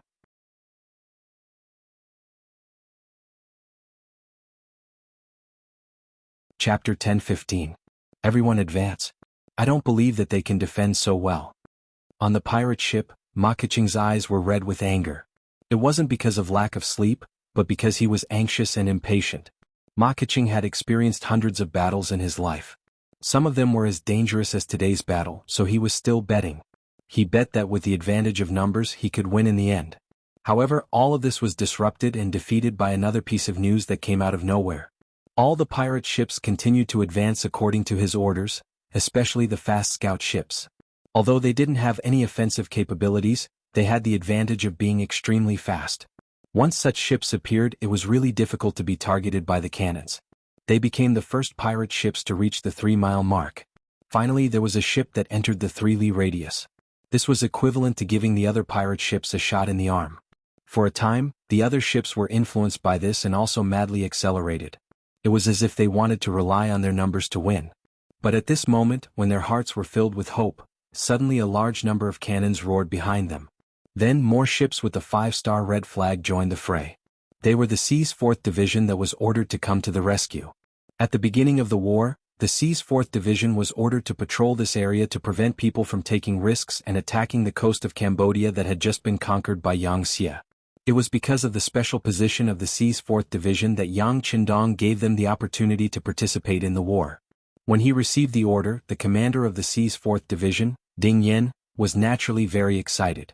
He immediately left the 4th Division to continue patrolling, while the other 3 divisions and a division's battalion headed straight for the designated area. The cooperation of the Sea's 2nd Division bought them time, and they finally arrived in time for the battle. They finally appeared when the battle was at its climax, and then they dealt a heavy blow to the unprepared pirate ships. The sudden appearance of the Sea's 4th Division caught the pirate ships off guard. When the cannons fell again, the pirate ships were horrified to find that it wasn't the enemy that was being surrounded, but themselves. What was even more frightening was that the 5-star army ships had appeared out of nowhere. Their cannons were spreading out in a very irregular manner. They had actually discovered that there was no safe zone in this area of the sea. Unlike the previous Naval Division High 2nd Naval Division, they first attacked the leading ships of the pirate ships, then attacked the ships that wanted to come within 3 miles of them. This way, as long as they didn't charge at the front, they wouldn't be in danger of being hit by the cannons. This was also the reason why a large number of pirate ships didn't panic. The appearance of Hai's 4th Military Division broke this rule. When no area was safe, some people with weak wills began to waver. Not all of the 60,000 pirates were elites. Only 20,000 of them were truly loyal to Ma Keqing. The remaining 2/3 were only here to make up the numbers and temporarily find a place to stay. Such a person would naturally have no problem fighting a smooth battle, but once they encountered a serious obstacle, their mentality would collapse at any time. Just like when Hai's 4th Military Division suddenly appeared and gave a heavy blow, the mentality of many pirates began to collapse. The direct result was that some of the more courageous people, those who valued their lives, suddenly separated from the group of pirate ships and directly fled to the distance. Some things can be contagious. Just like on the battlefield, when everyone is rushing to advance as a member, you will consciously or involuntarily follow them. On the contrary, if someone starts to flee, your brain will also be affected. Under the herd mentality, you will even have the same reaction and turn around to escape. Even more people don't know why they fled. You are like the current situation on the surface of the sea. Once the first pirate ship escapes, there will be a second, a third, a fourth, until there are more and more of them, affecting the mentality of more people and more ships. The sudden appearance of the escaping ships in the army, and the trend of more and more ships appearing, this scene was seen by Ma Keqing on the command ship. He had a very bad feeling. It must be said that he had seen this kind of thing many times, but usually it was the enemy escaping. This was the first time that his subordinates had escaped. He, who had no experience in dealing with this, actually didn't know what to do now. On the other hand, Ferdinand, who was following the army, saw that there were ships that were about to escape and immediately said angrily, "Quick, stop them, sink them. No matter what, we can't let this situation spread, or else it will destroy our army." Yes, yes, immediately do as the Prime Minister said. Ma Keqing, who was reminded, also thought of something. He wasn't afraid of the ships escaping, but he was afraid that everyone would follow suit. If that happened, he would quickly become a commander without an army, and that would be really dangerous. Therefore, the pirates who had been beaten up finally had the chance to fire their cannons. However, their target wasn't the 5-star Army's naval division, but their own people. The sound of the cannons rang out, hitting the escaping ships one after another. This scene was tantamount to a resounding slap to the other people's faces, which was equivalent to telling everyone that the consequences of fleeing in the face of a battle were tragic. This method of killing the chicken to warn the monkey had a certain effect, and for a moment, the wind of fleeing in the face of a battle was suppressed. This chaos gave the 2nd Sea Division a chance to counterattack. Originally, some of the ships were already 4 miles away, and it looked like they would be a threat if they continued to charge forward. First, there was the sudden arrival of the 4th Sea Division, which attracted the attention of the other party. Then there were some pirate ships that wanted to escape, which shook the pirate army's determination to attack. Under these two sudden changes, the pirate ships' speed slowed down. The only ones that really rushed over were the scout ships that didn't have cannons and were closer to the enemy.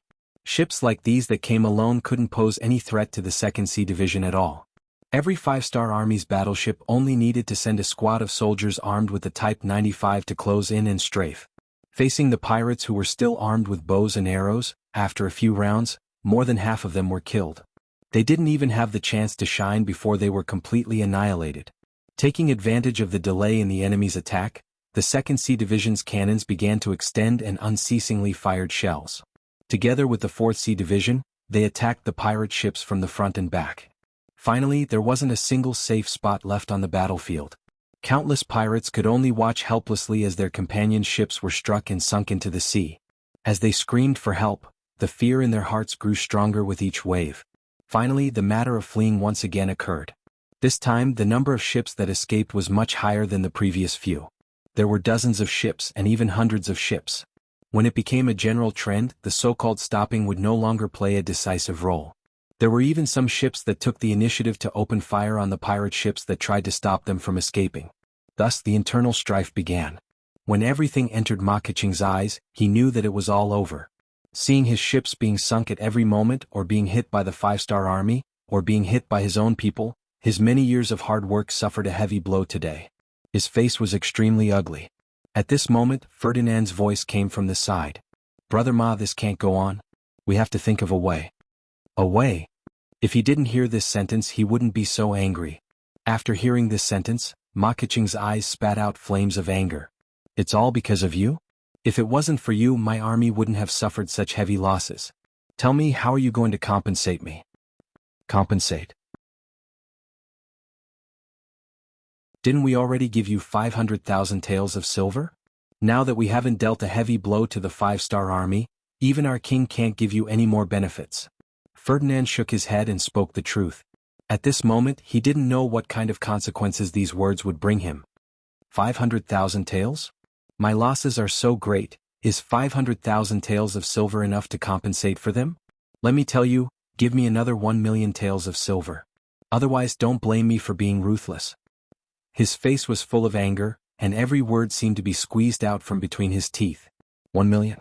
No. Even if you kill me, you won't get it. Ferdinand heard Ma Keqing's demand and shook his head continuously. Is that so? Then I'll kill you. Men, kill this culprit in public. Ma Keqing, who was in a fit of anger, said without any trace of politeness.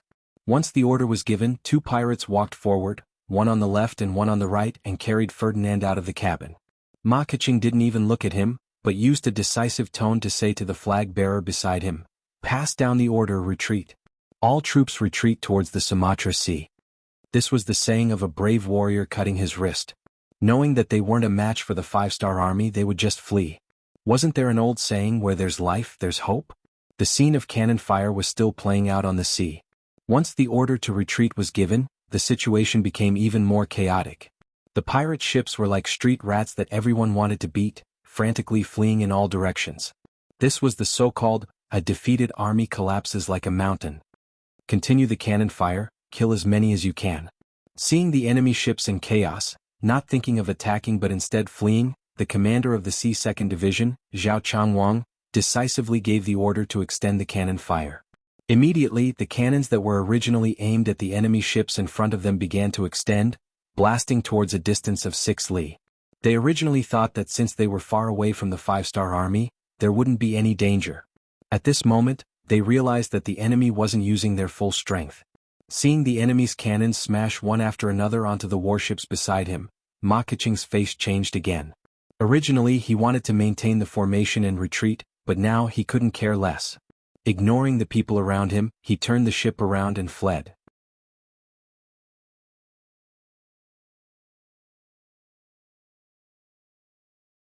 Chapter 10:16. Naval battles were different from land battles. It wasn't as if you could just aim at a target and it would be difficult for the enemy to escape. Just like now, as Ma Keqing's ship continued to accelerate and change direction, it was very difficult to lock onto him. As for chasing after him, it was even more impossible. This area of the sea was filled with destroyed ships. There were also some ships that surrendered because they were too cowardly. They blocked the way and also blocked the 5-star army's path to chase after Ma Keqing. Ma Keqing escaped and the battle finally ended before the sky turned dark. This battle on the ship, which lasted for more than 10 hours, had greatly destroyed the strength of this pirate leader. According to the post-battle statistics, there were more than 300 ships that were destroyed in this battle. There were about 100 ships that collided with each other during the escape. About 300 ships surrendered, but there were less than 300 ships that actually escaped. Moreover, they escaped in all directions. In the end, There were only 200 ships that escaped with Ma Keqing to his old base in Sumantala. This battle established the foundation of the Five-Star Army's invincibility at sea. As the escaping ships continued to spread the news, not long after, all the forces at sea knew that the Five-Star Army had a type of cannon that could attack from a very long distance. From then on, wherever the Five-Star Army appeared, the enemy would flee at the sight of them and not dare to fight. When the sky turned dark, the 2nd and 4th Naval Division's telegrams of victory were sent to Yang Qindong. Good, commendation, commendation. Yang Qindong's face revealed a carefree smile when he saw that Hai's 2nd Division and Hai's 4th Division were unscathed. The Vice Commander of the Navy, Gao Xiong, also had a proud smile on his face. 6th Young Master, this is all thanks to our advanced weapons. Yes, knowledge is power. This is the perfect embodiment. If it weren't for the combined efforts of the munitions factory and the shipyard, we wouldn't have been able to achieve such a great victory. How about this? At the same time, send a telegram to the Crimson City Palace and the City Lord's mansion to commend the researchers in the city. Taking advantage of the situation, Yang Qindong intentionally raised the value of the intellectuals. Regarding this, the other officers naturally did not have any doubts. Facts spoke louder than words. In this battle, the advantage of advanced weaponry was perfectly demonstrated. They should be commended. When the news of the battle outside of Palawan reached Crimson City, there was a sudden surge of technology. Many ambitious youths applied for the first academy of the Yang family in Crimson City, hoping to learn some advanced knowledge so that they could serve Yangtze in the future. The consequences of this battle weren't limited to this. Hundreds of pirate ships fled to various places in panic. The news of the Five-Star Army's naval artillery being abnormally powerful quickly spread out.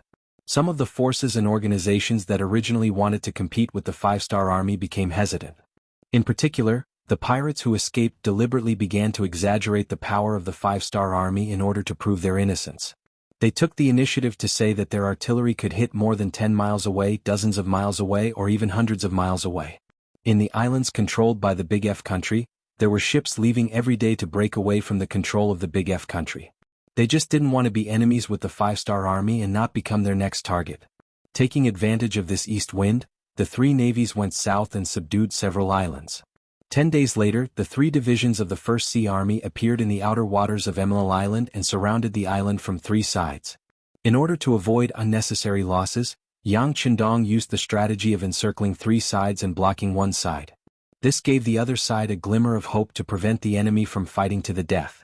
The Big F country's capital, Marilag City, was adjacent to Davao Bay in the future. There was a large port here where the 500 ships that belonged to Abu Burkal were docked. This was also the power that belonged to him and was also the last power in Abu Burkal's hands. The news of Ma Keqing's defeat was spread a few days ago. When he heard this news, Abu Burkal's face was full of disbelief, and then he felt as if he was sitting on pins and needles. He didn't really believe the rumor that the Five-Star Army had artillery that could hit more than 100 miles away. He thought that this was an exaggeration. However, the fact that the Five-Star Army had artillery that was different from others could be proven. Who was Ma Keqing? He had joined the pirates in his youth and later on became a giant of a region. He had fought countless naval battles. If it wasn't for the powerful artillery of the Five-Star Army, how could they lose so quickly and so miserably? According to this, if Ma Keqing wasn't a match, then he naturally wasn't a match either. Right now, the wisest choice was to run away. However, as a merchant, Abu Burkal was filled with gambling spirit and wanted to gamble again. Abu Burkal didn't choose to leave right away.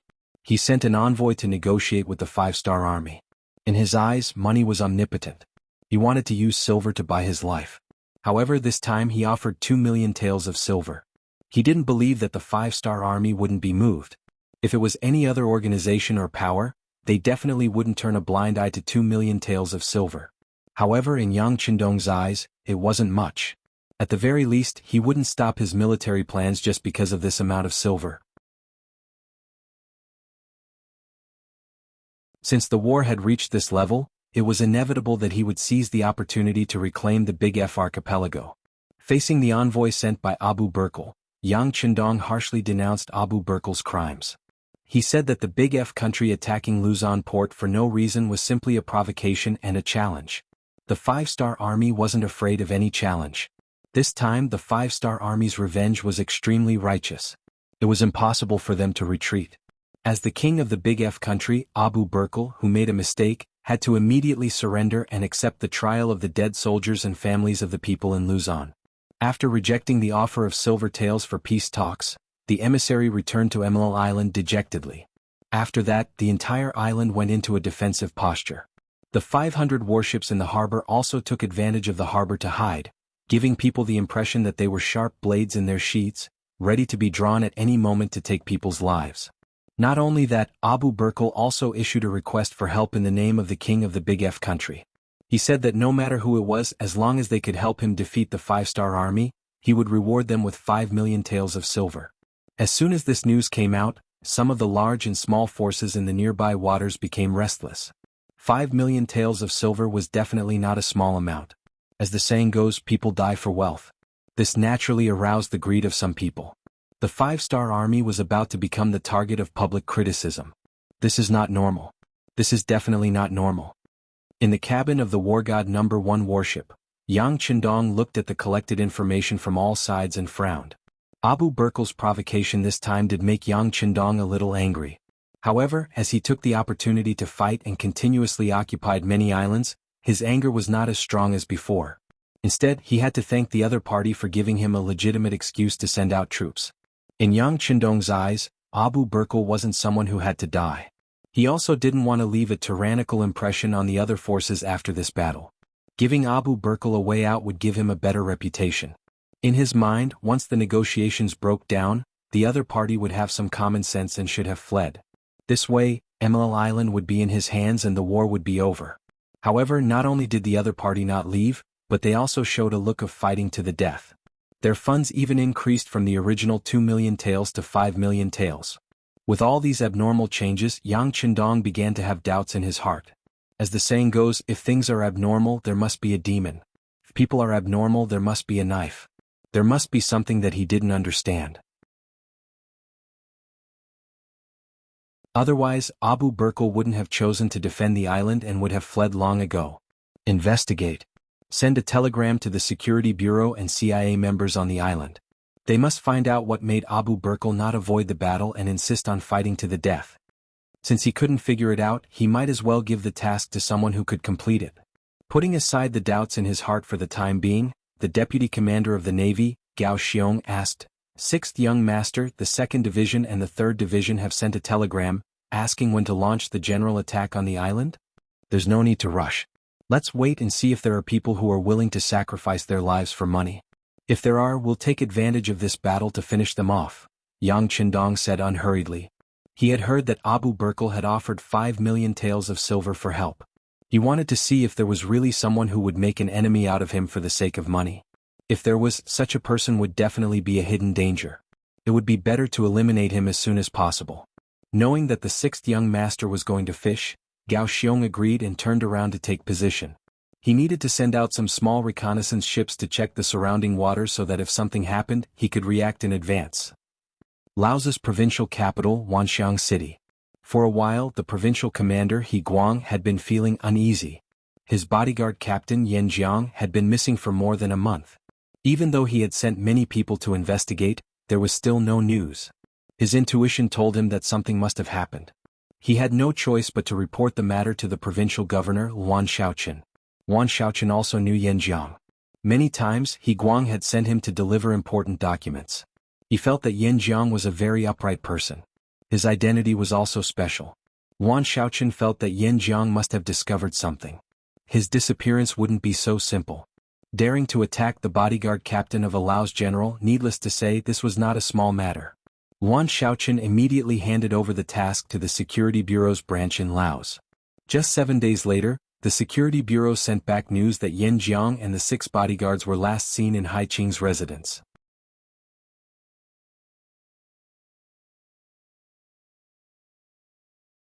Chapter 10:17. It had to be said that Haiqing was quite capable. Ever since Yan Jiang was killed, he had tried his best to plant a spy in the Laos provincial government. When the Security Bureau reported this situation, it just so happened that Wan Shaoqin wasn't there. The matter happened to be learned by this informant. He didn't even ask for leave and went straight to Haiqing's mansion to pass the news.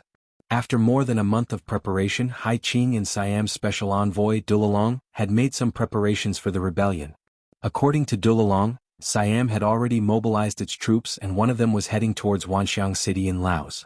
His mission was to find a way to control Wan Shaochen and He Guang and cause internal strife. It was also at this time that the planted informant came and reported the results of the Security Bureau's investigation. Hai Qing was shocked. Dulalong, who also heard the news, slammed his right fist on the table and said, "We can't wait any longer. We have to make the first move. Okay, I'll bring people to He Guang's residence and make a move. I'll have to trouble the special envoy to make a move on Wan Shaochen." Hai Qing knew that he had no way out. If he did not make the first move, he would not be able to survive. Time was tight and the two of them did not have time to make any more preparations. They gathered 100 men of sacrifice and Hai Qing brought half of them to General He Guang's residence. He Guang did not know anything about this. When he was in his residence, he suddenly received news that his deputy general, Hai Qing, had something important to discuss with him. He Guang did not think much about this deputy general and ordered him to come in. In the main hall, Hai Qing appeared with a nervous expression.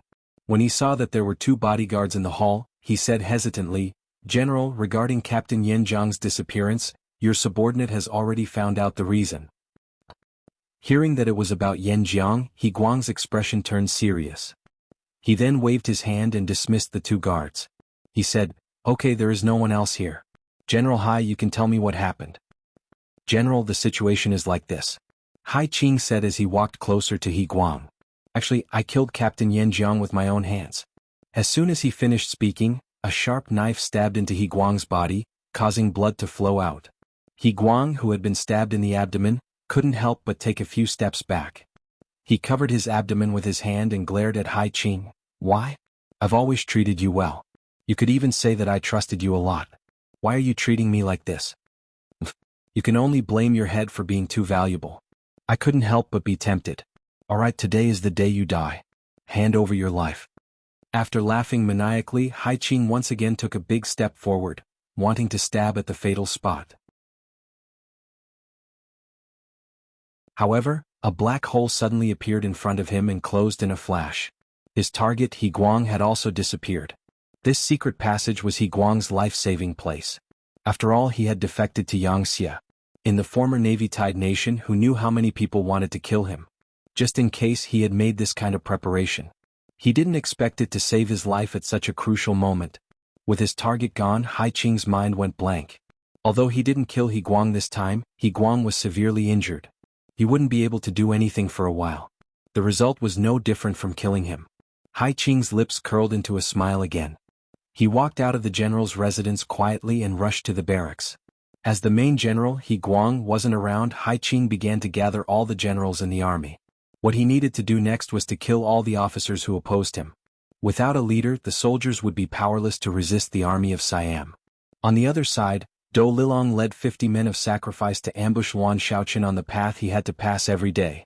When the time came, he saw a sedan approaching from afar. Standing around the palanquin were 10 soldiers in green military uniforms. Do Lilong, who had done his research, knew that Wan Shaochen was highly valued by Yang Qindong. He had sent the most elite soldiers, Lung Feng, to guard him. Do Lilong didn't dare to be careless when dealing with such a person. Hence, he had prepared beforehand. He placed baskets of chili powder on the roofs along the way. Seeing that the target had entered the encirclement, he immediately blew a whistle. The chili powder flew in all directions and landed on the top of the sedan. In that instant, the 10 guards who were raising their heads were splashed with chili powder. The extremely destructive chili powder entered their eyes and noses, causing them to lose the ability to fight in an instant. Before they had the chance to open their eyes, dozens of black-clothed men surged out from all directions. After a series of chaotic slashes, the 10 guards were bathed in blood on the streets. "Go!" Seeing that he was about to succeed, Do Lilong's eyes were filled with excitement. He waved his hand and the men in black rushed to the sedan and opened the curtains. What happened next was a shocking scene. There was no one in the sedan. What's going on? There was no one in the sedan. Do Lilong was very surprised. He stepped forward and checked carefully. When he confirmed that it was indeed an empty sedan, he had a bad feeling. He looked around and found that it wasn't a trap. He couldn't figure it out and had people clean up the scene. Then he quickly left with his men of sacrifice. It was late at night. In the high mansion, Hai Qing had invited 17 military officers. Among them there were 3 Laos regiment commanders. The rest were battalion commanders and company commanders. They were all people with real power. All of them had been invited to this event. Good wine and good dishes were served. After 3 rounds of wine and 5 dishes, Do Lilong rushed back and nodded at Hai Qing outside the hall. This was equivalent to a signal for him to act. Hai Qing understood and nodded. Then he coughed a few times. Then dozens of men of sacrifice with swords appeared around the hall. They attacked without any explanation. The 17 officers who were completely unprepared and had no weapons in their hands died tragically on the spot. Up until the moment of their deaths, these officers still did not understand why Hai Qing would attack them. What was going on? The hall was still filled with the pungent smell of blood. Do Lilong had already walked in. He first looked at the corpses in the hall and nodded with satisfaction. Very good, these are the people who led the troops. Once they die, the entire camp will die. Well done. Hai Qing didn't care about this. He was more concerned about Luan Xiaoqin's death. Truth be told, although this person was very young, he was very skillful in doing things. In just 4 years he had grasped the power of the entire Lao province in his hands. Even with Hai Qing's status, whenever he saw this person, he couldn't help but feel afraid. It was like a mountain pressing down on his head. If this person didn't die, he wouldn't have the confidence to rebel. How is it? Is he dead? He's dead, he replied in a firm tone. Although Do Lilong didn't know why there was no one in the sedan, he didn't intend to tell Hai Qing. Now was the time to rebel and he couldn't be distracted by anything. After hearing the news of Luan Xiaoqin's death, Hai Qing heaved a sigh of relief. Then Do Lilong asked, "Did you kill He Guang?" "Killed him," Hai Qing, who also had a cunning mind, replied. He thought that He Guang wouldn't be able to recover in a short time. It wouldn't take long for the entire Laos province to change hands and become a part of Siam. If that was the case, that person wouldn't dare to show up again. What was the difference between that and being dead? Both of them kept it a secret from each other and raised their glasses to celebrate. Then they talked about the operation at night. They would attack the governor's office, the armory, the provincial storehouse, and the granary. In short, before the Siam army arrived, they had to find a way to disrupt the security of Wanxiang City. This was to pave the way for the army to attack. Hai Qing left the governor's office once again and went to the military camp. Using military matters as an excuse, he mobilized 2 battalions of 800 men to the granary. The reason why he chose to attack the granary first was because the security here wasn't high. Secondly, without food it would be easier to cause internal strife. Hai Qing was full of confidence. After Luan Xiaoqin and He Guang were gone, he was very confident that there weren't many people in Laos who could control him. Since that was the case, it was time for him to act tyrannically and do as he pleased. There was a saying, plans can't keep up with changes. Hai Qing, who wasn't very lucky, met the chief of public security, Long Tainan. Yang Qindong had told the officers more than once that if they wanted to understand the real situation, they had to move around more. Staying in the office and listening to reports every day was a form of work, but it was still too one-sided.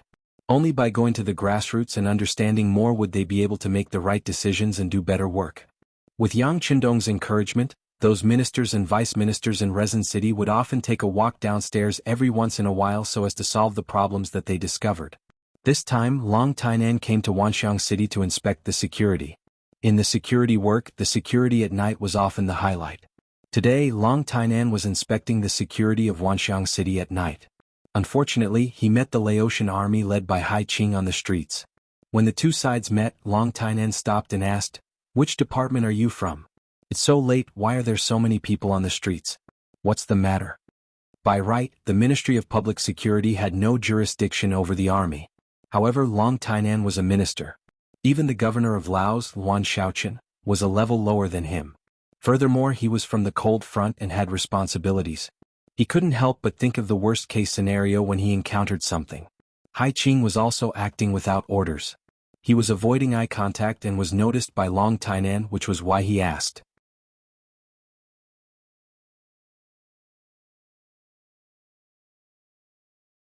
Chapter 10:18. Hai Qing was afraid that things would get out of hand.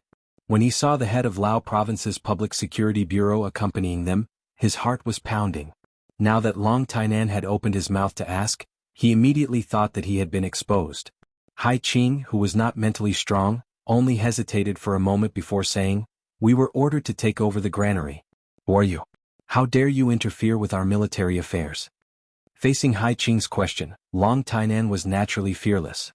I'm Long Tainan, the head of the Public Security Bureau. I think I have the authority to ask you some questions. Alright, you said that you were going to take over the granary. Do you have the order from the provincial government? Let me take a look. His instincts told him that someone was going to take over the granary at such a late hour. This in itself was very suspicious. Furthermore, Hai Qing's words gave off a sense of lack of confidence.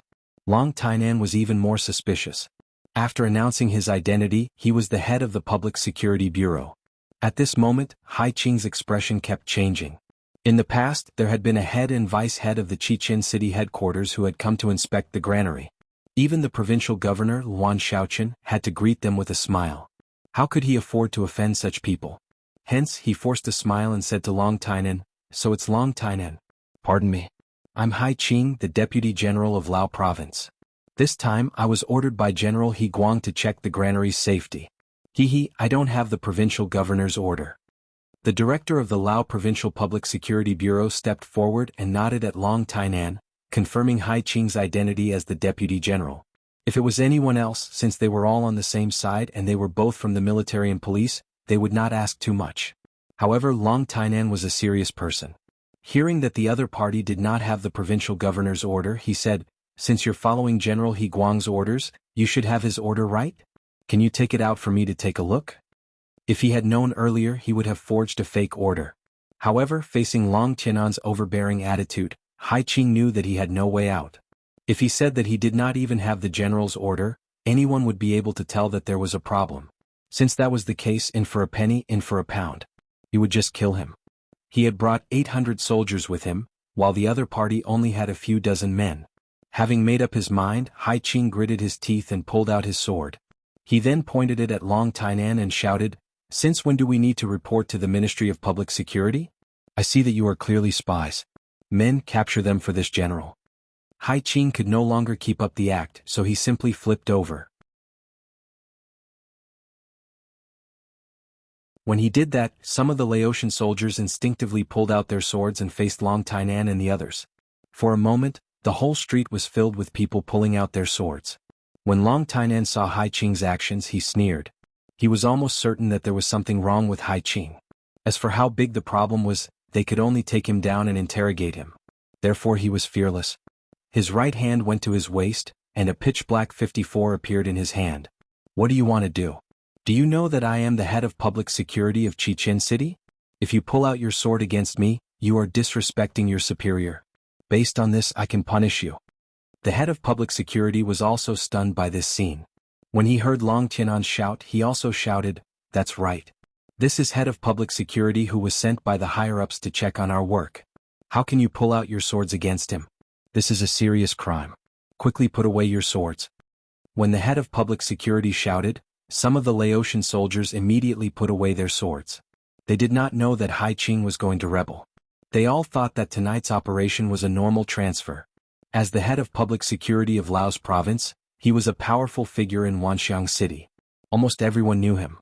After he said that, more and more of the Laotian soldiers started to put away their weapons. Only Hai Qing was still holding his sword.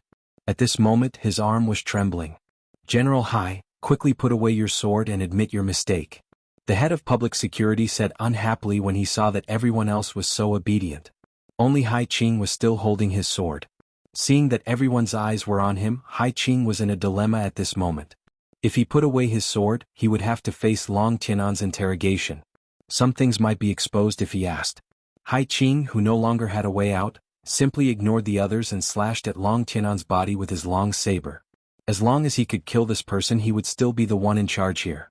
No one would dare to question his orders. Bang! A crisp gunshot rang out, hitting Hai Qing's right wrist. The sound of the gunshot rang out and the sword fell.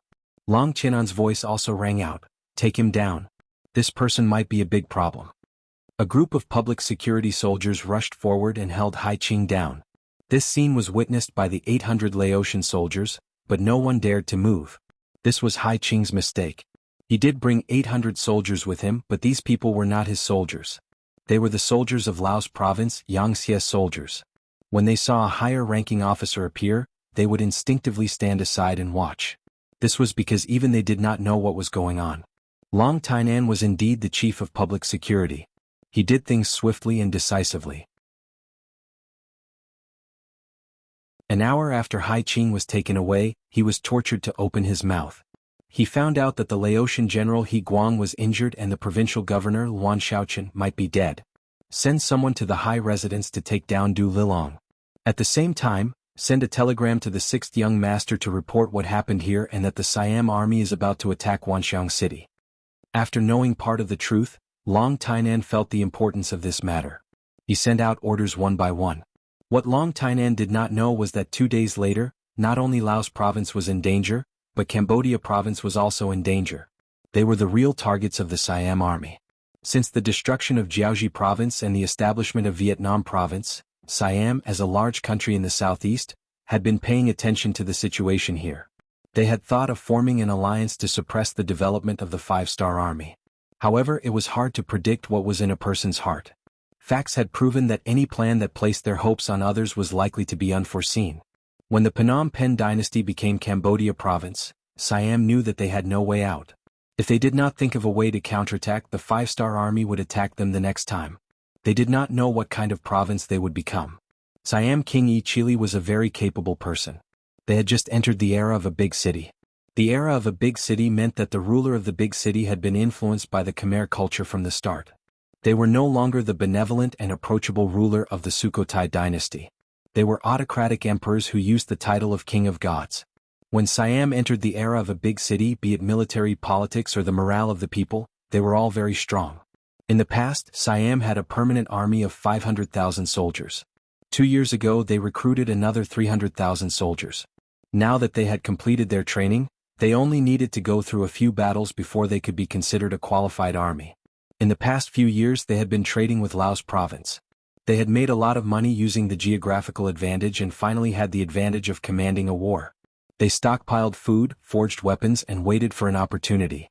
This time, when they heard that the Five-Star Army was going up against Dafei, they sighed at the fact that Yang Qindong was willing to cause trouble everywhere. King Yi Chili, who could also be called the King of Gods, sensed the appearance of an opportunity. Taking advantage of the fact that the Five-Star Army was unable to split up, Yi Chili gave the order to attack. In order to achieve the goal of severely damaging the Five-Star Army, General Godin led the 200,000 Siam troops up north to Wulong City and directly to Wanxiang City in Laos province. Then General Tong led the troops to the east to Sanlong City in Cambodia province. After that, they went through Wulong City to Phnom Penh City. This position was less than 400 miles away from Suwing City. In order to achieve the goal of speed, before Yi Chili gave the order to attack, he did not even inform his ally, the Awad dynasty, to prevent the news from being leaked. Only a few generals knew about the news. When the army set off, they used the excuse of training as an excuse to hide it from Yang Xie's intelligence network. Only after Long Tainan captured Hai Qing did Yang Qindong hear about it for the first time. One could not blame the intelligence network for being late. After all, reality had proven the strength of the Five-Star Army countless times. If they did not find trouble with others, they would be thankful. Who would take the initiative to find trouble with them? However, that was the truth. The sudden attack of the Siam army caught many people off guard. Not long after the news spread, Laos and Cambodia province were in a state of emergency. Telegrams asking for help were sent to Yang Qindong one after another. The action of the Siam army was equivalent to igniting the flames of war in the backyard. This was also out of Yang Qindong's expectations. However, he did not panic. Although the intelligence report said that the Siam army had 800,000 soldiers, which was quite scary, since ancient times he had always dealt with the situation accordingly. Since there was a problem, he just had to think of a way to solve it. Soon Yang Qindong personally ordered the 5th Division of the Lu Army, the 1st Cavalry Division, and the 1st Cavalry Division of the new army in Changsha City to gather immediately. They had to prepare all the materials and equipment needed for battle and be ready to enter the battlefield at any time. They had to be ready to fight and win the battle. At the same time, Yang Qindong decided to speed up the pace of the attack. He knew that some things could not be delayed any longer. At the same time as the bad news came, there was also good news that reached Yang Qindong's ears. The palace of Resin City had confirmed that the first Madame, Hu Yen, was pregnant and had been pregnant for more than a month. This news made Yang Qindong, who had been frowning recently, smile.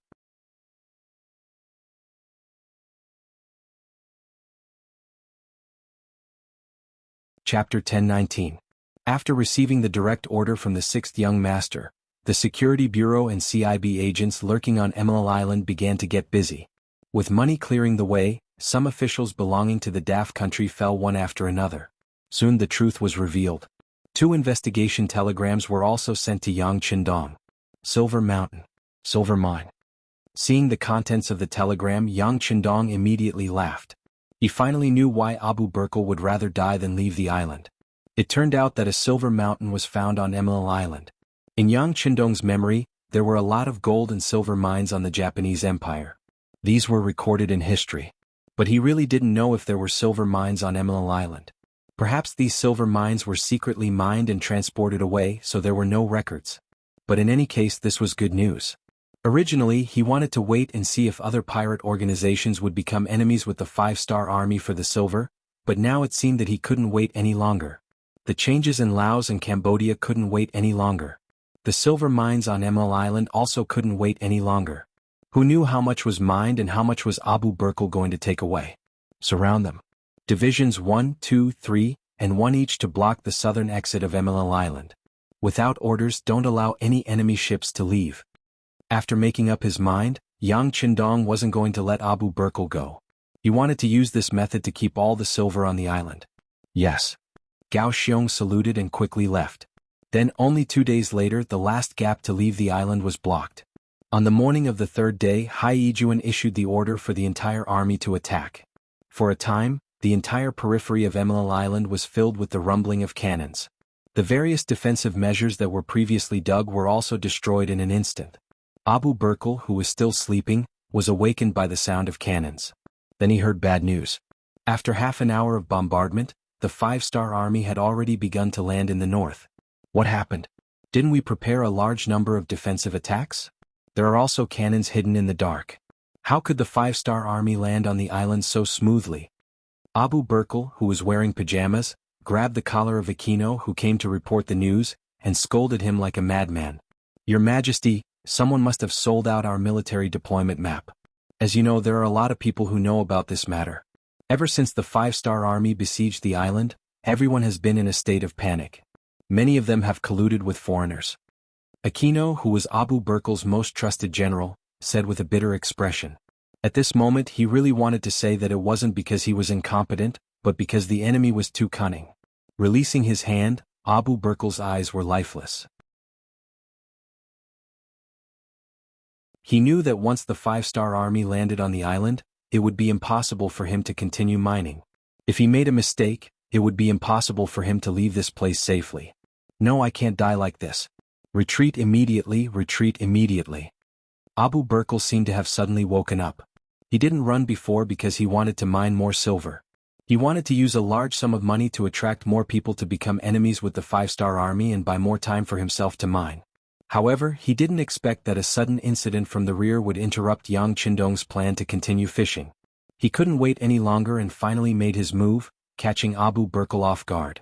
Abu Burkle prepared to retreat. Boxes of prepared silver were lifted from the palace and transported to the nearby docks. But when they were only halfway there, bad luck came. A large number of warships with the 5-star flag appeared from the south. Their path of retreat was blocked. Charge out a path of blood. Anyone who can open a path will be rewarded 10,000 silvers. 10,000 silvers. The enraged Abu Burkle roared loudly. He didn't want to die and he didn't want his silver to be stolen. Therefore he gave out the order for a large reward. As the saying goes, when there is a large reward, there will be brave men. After the reward was given out, there were indeed a few desperados who went straight to the warships at the docks. They wanted to gamble and take a gamble. But when they arrived at the docks, the scene in front of them shattered their fantasies. There wasn't a single ship in sight. They were all blown to smithereens. Without a warship, how could they escape on the sea? When the news reached Abu Burkle's ears, he couldn't help but stagger. He knew that he was too greedy this time and missed the chance to escape. But at this point there was no point in saying anything. He called for Grand General Aquino and ordered him to gather the army and fight the 5-star army on the island. Abu Burkle and the others once again retreated to Marilag City in the royal capital. There they gathered 30,000 soldiers and 300,000 civilians. They prepared tung oil rocks and other things. At the same time, they prepared 30 cannons to defend the 4 cities. It looked like they were going to fight the five-star army to the death. It was worth mentioning that there were still 5,000 Han civilians in the city. They were the descendants of the Han people that Abu Burkle ordered to find from the various islands. At this moment, these people became his life-saving chips as well as his final bargaining chip with Yang Qindong. When they attacked Port Luzon, the garrison soldiers there would rather die in battle than fire a single cannon at the local people. This matter had long been reported back. Since the five-star army was so protective of the citizens, and there were 5,000 Han citizens in the city, they couldn't possibly attack their own people, right? When Abu Burkle retreated to the royal capital, the already precarious outer defense of Emerald Island instantly collapsed. Many generals raised the white flag, and the Hai army successfully landed at various locations. The huge Emerald Island was occupied by the soldiers on bicycles in just 3 days. Many of the cities were occupied without a single shot being fired. The DAF country had only been established for a little more than a year. Without any foundation, the civilians weren't loyal and the soldiers weren't loyal. Not to mention that Abu Burkle's rule was extremely exploitative, causing him to be estranged from the local civilians. It was impossible for these people to be loyal to him. Yang Qindong took 1,000 Longwei soldiers on horseback and bypassed some important cities. On the third day, they arrived at the location of the silver mine that the intelligence department reported. It was the western part of Emerald Island, known as the Cotabato area in the future. When they first arrived, they could still see a lot of local civilians shuttling back and forth. While going back and forth, they would carry pieces of silver or with joy on their faces. Impudent, surround them. Beta Persei, who was following them, saw that so many silver ores were about to be taken away. He immediately became furious and roared loudly. 1,000 Longwei soldiers in black immediately surrounded them. They looked like they would start a massacre if they didn't let go of the silver ores. Forget it, they will also be civilians under our rule in the future. Yang Qindong shook his head. For real enemies he wouldn't be soft-hearted, but for unarmed civilians he couldn't be so cruel. Longwei opened up a path, and the local civilians scattered like birds and beasts. Longwei took control of this place and gave a strict order. If there were any civilians spying on this place, they could only be killed without mercy. Yang Qindong dismounted and walked into the silver mine. When he saw the serious damage caused by the careless mining, he couldn't help but feel distressed. Even Beta Persei, who had never taken silver seriously, couldn't help but say, "Young master, this is too wasteful." Yes, it's too wasteful. The circulation of silver is already depleted. The more it is used, the less it will be used. In the long run, no matter how many silver ores there are, it won't be of any use. Yang Qindong nodded in agreement. At this moment he had the idea of printing money himself. This idea wasn't a new one, but he had considered it before. It was just that time hadn't matured yet. Silver was indeed a good thing. In any era, it was the best thing to circulate, second only to gold bars. But why did it stop later? Wasn't it because the consumption was too great? Someone once did a survey. After a few years, 1 tael of silver would eventually be left with half a tael after constant circulation and friction. This was equivalent to shrinking wealth. In the long run, no matter how much silver there was, it wouldn't be enough for such consumption. Replacing silver with paper money was an inevitable development in the future. Today's Yang Qindong was no longer a scholar with no military power. The power in his hands was already very great, and Yang Xie's products had always been in short supply. As long as they were the first to promote it, paper money was very likely to become a circulating thing and replace gold and silver. Beta Persei, send someone to contact the nearest naval soldiers and let them seal this place. When the silver mining team appears, we can start mining. Don't waste a single cent, Yang Qindong said with heartache as he reached out and touched the mountain that had already been mined. A day later, Yang Qindong left the mine with 1,000 Longwei. Another day later, they arrived at the city of Marilag. Here, the commander of the First Sea Army, Gao Xiong, had already led the main force of the First Sea Division to make preparations to besiege and attack the city. What's the situation inside the city? In the camp 5 miles away from the city, Yang Qindong asked Gao Xiong. Reporting to the 6th young master, there are about 30,000 soldiers of the Great F Kingdom in the city. There are also 300,000 local civilians. Among them, there are also 5,000 Han civilians. When Gao Xiong said the last sentence, he was a bit hesitant. There are also Han civilians? When Yang Qindong heard this, his eyebrows slightly raised. Obviously, this result was somewhat unexpected. Yes, they are all Han people and their descendants from the entire archipelago. Perhaps Abu Bakr knows about our policies towards the common people, especially the Han people, so he intentionally prepared this move to make us hesitate. Gao Xiong was a bit angry when he said this. Obviously, he was very angry at Abu Bakr's shamelessness.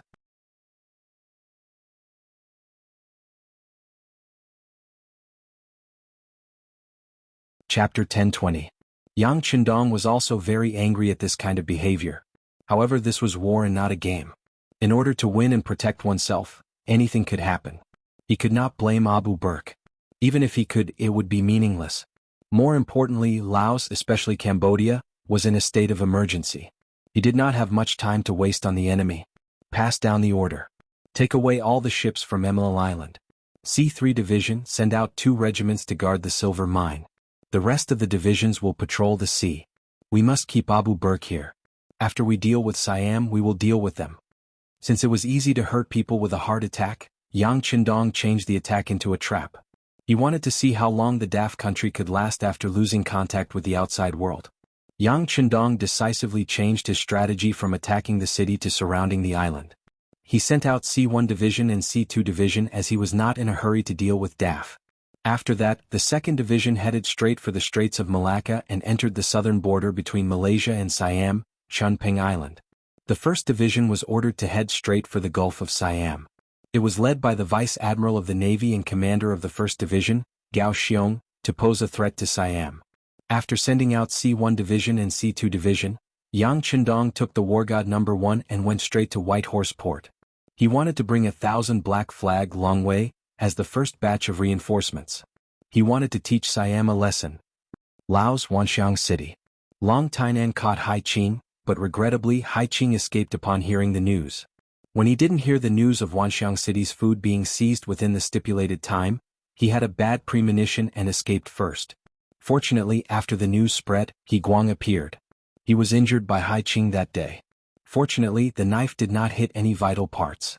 Although he could not kill the enemy on the battlefield in a short period of time, it was not a problem to cooperate with Luan Shaoqian. After all, there were 30,000 Lao soldiers in Laos. Although their combat strength was average and only had the combat strength of a C-rank unit, they were still a force to be reckoned with.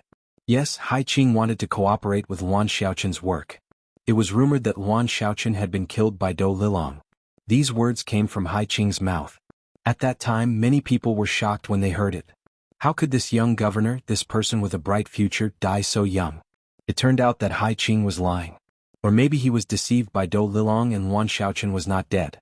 Not only that, when he reappeared, he was accompanied by the commander of the 2nd and 6th Divisions, Luo Pe, as well as the commanders of the 2nd and 6th Divisions. Coincidentally, the day she disappeared, Luan Shaoqian went to Yunnan province to see Commander Luo Pejuan. Although there was no evidence to prove that Siam was doing something wrong, and there was no news from any intelligence agency, the Siamese merchants had not received any goods from Laos for 2 months. That was the truth. Not only that, but some of the caravans that Laos had sent to Siam had also gone missing. When Luan Shaoqian found out about this small change, he did not alert anyone else.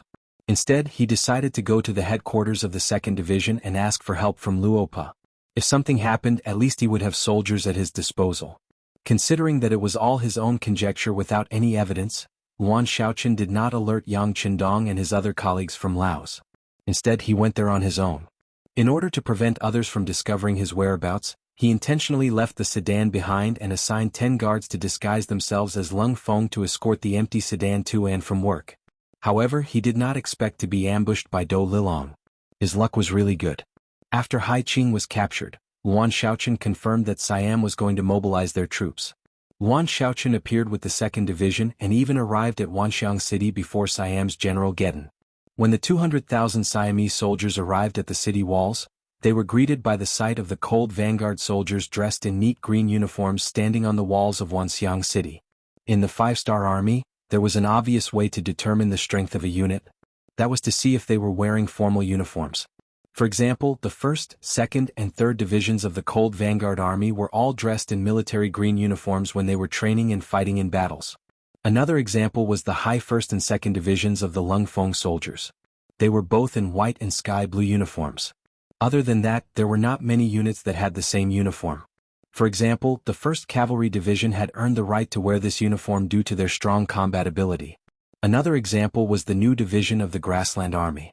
As they had been out fighting for many years, they had achieved great military merits and many of them were also in formal uniforms. Other than that, there was a portion of the new division, the newly formed New 2nd Army, and the Mabe Division that did not have the right to wear formal uniforms. Not to mention the Lao's Army, which was a local 3rd Division, did not have the right to wear formal uniforms. Now that there were so many soldiers in formal uniforms on the city walls, it was needless to say that they were not local troops like the Lao's Army. Instead, they were the main forces of the 5-star Army. Great General Gordon, who saw this scene from afar, was disappointed. Then he turned to look at Dulalong, who had escaped from the city, and said, "Didn't you say that Wanxiang City is in chaos? What's going on?" "General, do you think it's the Lao's army in disguise?" Do Lilong could not come up with an explanation, so he made up an excuse. "We'll know if it's a disguise once we try. Send 2,000 soldiers to test it out." General Gordon was not sure if these were the main forces of the 5-star Army or local troops. He could only test it out. Under his command, the 2,000 Siamese soldiers formed a formation and attacked. The results of the experiment went without saying. When the 2,000 Siamese soldiers were 200 meters away from the city walls, the commander of the 2nd Division, Xiao Feng, gave the order. Immediately, a regiment of 2,000 soldiers fired at the same time, killing most of the Siamese soldiers and forcing them to flee. This result was like a blow to the Siamese army. Gordon's expression turned ugly.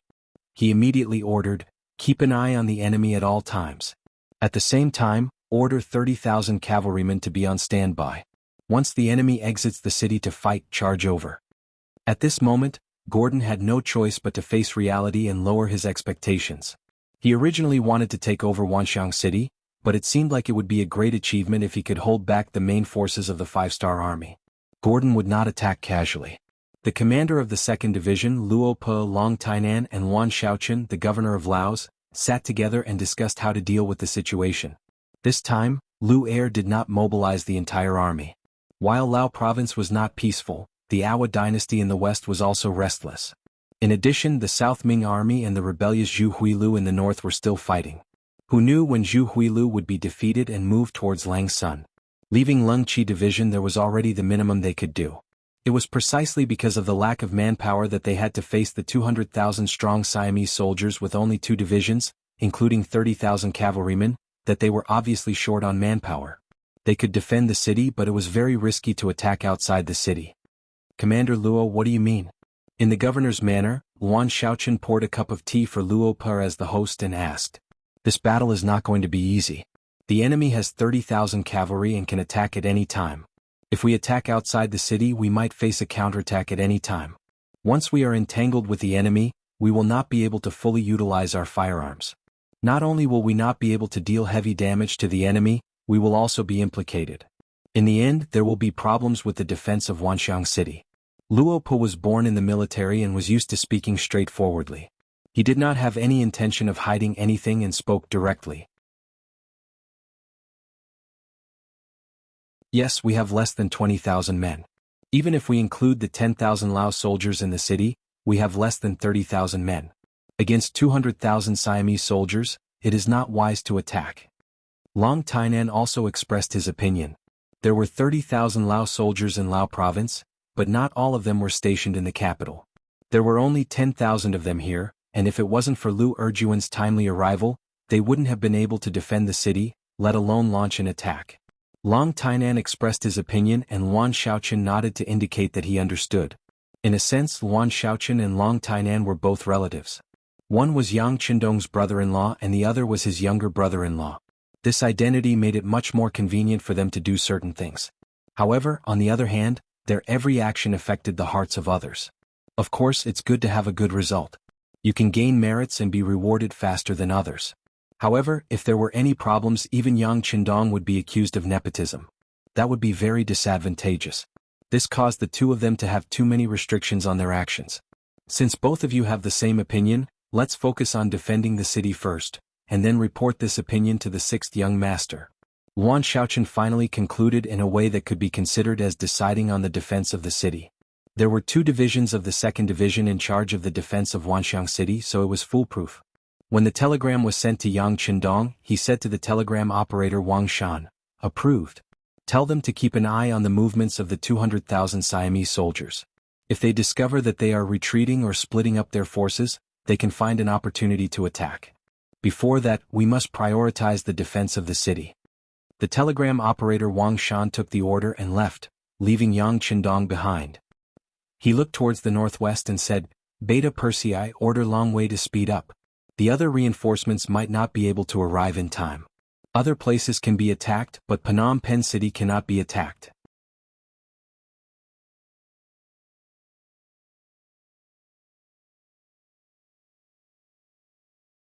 Chapter 1021. Cambodia province had only been established for 2 years, and the first 1.5 years had been spent on pacification. It had only been half a year since it started to develop. It had just started to improve, and now it had to go through the baptism of war. If they lost the provincial capital, it would undoubtedly have an extremely bad impact on the whole province. If they wanted to stabilize the situation, it would take a lot of effort. For the long-term development of the province, they could lose other places but not Phnom Penh City. Yang Qindong had to go to Phnom Penh City as soon as possible and personally lead the battle. In Phnom Penh City, Cambodia Province Governor Sun Xiaoguang was ordering people to prepare stones and kerosene. There was news from the front lines that the Siamese army had reached Suwon City. To ensure the safety of the city, he had sent 5,000 Cambodian soldiers, so there were only 5,000 soldiers left in Phnom Penh City. This was a very dangerous number. If Suwon City was lost, then Phnom Penh City would be in danger. He was not confident. On the tower, Sun Xiaoguang looked at Dun and Dagan and asked, "Both of you have been here for a long time. Do you think Suwon City can be defended?" This question made the two of them look a little ugly. In the end, Dun said, "Governor, I'm afraid it won't be easy to defend. You know, although Suwon City is a big city, it only has 1,000 soldiers. Even if we sent 5,000, the news said that the Siamese army had 100,000 soldiers. With 6,000 against 100,000, they came prepared. I don't think we can win this battle. Yes, our military strength is limited." Dagan also took the opportunity to put forward his own opinion. Logically speaking, if the army did not have enough combat power, it was his responsibility. However, the Yang faction had a rule that as a province, they could only have 30,000 soldiers. Such a large Cambodia province was equivalent to the former Phnom Penh dynasty. It only had 30,000 troops. Usually, it could suppress bandits and maintain the stability of the region. However, when it came to a real army, it would be difficult for it to fight against them. How could Sun Xiaoguang not know what Dun and Dagan were talking about? However, if there were too many troops in a province, not only would it increase their burden, it would also be a hidden danger. Once someone took the opportunity to stir up trouble, the greater the number of troops, the greater the destructive power. Therefore, he agreed with Yang Qindong's decision to not allow more troops to be deployed in the province. This also meant that in the event of an external invasion, the only way was to ask for reinforcements. I know what you two are thinking. We just have to do what we need to do. I believe that it won't be long before reinforcements arrive. At that time, we'll be able to take back everything we've lost. We also have to believe that Vice Governor Ding Ding Wei in Suwon City, he will definitely be able to hold on until our reinforcements arrive. Sun Xiaoguang could only use this method of encouragement. However, even he himself did not know when the reinforcements would arrive. After waiting anxiously for a day, bad news came. Suwon City was in danger. The Siamese army was much faster than they had expected. They had sent 5,000 reinforcements to surround Suwon City first. Then they lured the 5,000 Cambodian soldiers into the encirclement and killed them. After destroying the 5,000 Cambodian soldiers, Suwon City had no external help and was in imminent danger. Taking advantage of this, the 5,000 Siamese army vanguard went straight to Phnom Penh City. The news was sent back by the scouts at the front. After hearing the news, Sun Xiaoguang was shocked. He immediately went to the city tower and ordered that no one was allowed to open the city gate except for his orders. Otherwise, they would be charged with the crime of collaborating with the enemy. At the same time, he called the president of the Chamber of Commerce, Dun, and asked him to pay close attention to the status of the other members of the Chamber of Commerce. Businessmen had always been mercenary and it was difficult for them to be loyal. It was normal for Sun Xiaoguang to have such concerns. After receiving the order, President Dun immediately said that he would do his best to protect the Chamber of Commerce and ensure that there would not be any problems. The former Prime Minister of the Phnom Penh dynasty had been living a very comfortable life recently. After becoming a businessman, there were no more restrictions. He did not have to worry about other people's opinions when he spent money. In addition, he had a lot of real power as the president and earned a lot of money for him. He had already taken in 3 concubines. He had money and beautiful women to accompany him and did not have to worry about being impeached. He would never allow anyone to destroy such a good life. Even if it was for himself, Dun would do his best. Sun Xiaoguang trusted him. After seeing President Dun off, he went up the city tower with General Dun and waited for the first wave of enemies to appear. In the early morning of the next day, the Siamese army appeared from the top of the tower of Phnom Penh. They waved all kinds of military flags and happily came to Golden Rim City. It seemed that whoever was a step slower would have fewer benefits. Tell the soldiers to prepare their bows and arrows. General Dun of Cambodia entered the role of commander. At the same time, Governor Sun Xiaoguang also began to command the people in the city to deliver defensive items to the city tower. President Dun of the Chamber of Commerce also came with a group of Chamber of Commerce members. In order to protect Phnom Penh City and their own industries, they all had money and things. It was a busy scene. Young master, the enemy has appeared. There are 5,000 of them. In a barren mountain 8 miles outside Phnom Penh City, Beta Persei told Yang Qindong, who was resting against a big stone. They rushed all the way and finally arrived at noon yesterday. However, Yang Qindong was not in a hurry to enter the city. He wanted to see how Phnom Penh City defended against the enemy and whether they could defend in this difficult environment. After several days of hurrying on the road, the 1,000 Shadow Cavalry finally got a good rest. Finally, the enemy that they had been waiting for had arrived. Is that so? Order the scouts to keep an eye on every movement in the distance. At the same time, let everyone have a good rest. The war is coming. Yang Qindong opened his eyes and said this. After that, he closed his eyes again and rested. As the founder of the Yang faction as well as one of the core figures, there were too many things that he needed to do. He needed to seize every moment of rest that he could get. On the city tower of Phnom Penh City, Governor Sun Xiaoguang and others did not know that the 6th young master was 8 miles away from them. At this moment, all their attention was on the enemy below the city. When the 5,000 Siamese vanguard arrived at the city, they first shouted to persuade the enemy to surrender. They said that the 100,000 Siamese army was behind them and could arrive at any time. If they surrendered now, they could save their lives. Otherwise, when the army arrived, it would be difficult to save their lives even if they wanted to surrender. For this kind of persuasion, General Dun of Cambodia responded with action. A volley of arrows rained down, forcing them to retreat repeatedly after shouting, cursing incessantly. Since it was useless to persuade them to surrender, the next step was to attack the city. The 5,000 vanguard divided into 4 groups and attacked the 4 city gates. In a one-on-one battle with such a ratio of attack and defense, there was almost no suspense about the result. After a day of siege, the Siamese army did not gain anything other than hundreds of dead bodies and hundreds more wounded. The Siamese army was not in a hurry to attack the city. Instead, they gathered in one place and set up camp. They were waiting for the main force of the Siamese army to arrive. When that time came, they would attack the city with all their might and kill. The sky was dark. There were torches on the city tower of Phnom Penh City from time to time to prevent the city from being attacked. The only thing they could do was to send people to keep an eye on the 4,000 Siamese soldiers below the city. With the current military strength in the city, it was not enough to defend the city, let alone attack the camp. If they did it well, they might gain something. But if they did not do it well, it was tantamount to opening the city gate for the enemy to enter. Neither Governor Sun Xiaoguang nor General Dun dared to take such a risk. They seemed to know that the Cambodian army would not leave the city easily. The Siamese army below the city was not in a hurry. They only arranged for 500 soldiers to be on guard, and those who were supposed to sleep went to sleep. The army in the city did not dare to attack, so the garrison outside the city naturally did not have to worry about it. However, they neglected the existence of one person, Yang Qindong, and 1,000 Black Knights who had arrived a day earlier. It was not an exaggeration to say that the Black Knights were 1 in 1,000. According to Yang Qindong's 8 characters, the ferocity of the wolf, the loyalty of the dog. The Black Cavalry, which numbered only 1,000, was an existence that even the world's #1 cavalry division, which was famous for its cavalry, found difficult to deal with. In an exercise, 1,000 Black Knights had defeated 3,000 warriors of the 1st Cavalry Division. Even Division Commander Tian, who had a headache when faced with the Black Knights, who were heavily protected, including their war horses. The Black Knights, which deserved to be called the number 1 cavalry, were going to attack tonight. Their target was the 5,000 Siamese enemies below Phnom Penh City. The Black Knights, who had rested for a day and a night, were at their strongest state, and their killing intent was at its peak.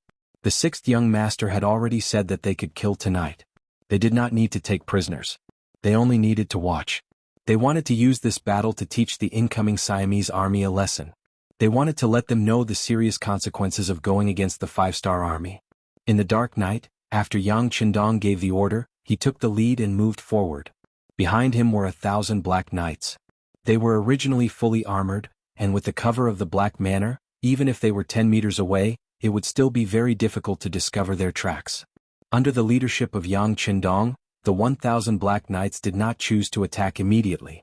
Their equipment was too heavy, so they were not suitable for long-distance attacks. They came carefully until they were only 3 miles away from the enemy camp. When they could see the torches of the enemy camp, Yang Qindong's right hand reached for his waist, and a steel sword immediately appeared in his hand. Brothers, follow the young master and charge. You're tuning in to the Han Li's Wuxia Adventures YouTube channel. We're so grateful for your support, and don't forget to subscribe to join us on this incredible journey through captivating stories. Your generosity through donations truly makes a world of difference, as it's the primary source of revenue that allows me to expand and enhance this channel for you. Thank you from the bottom of my heart for being a part of this adventure.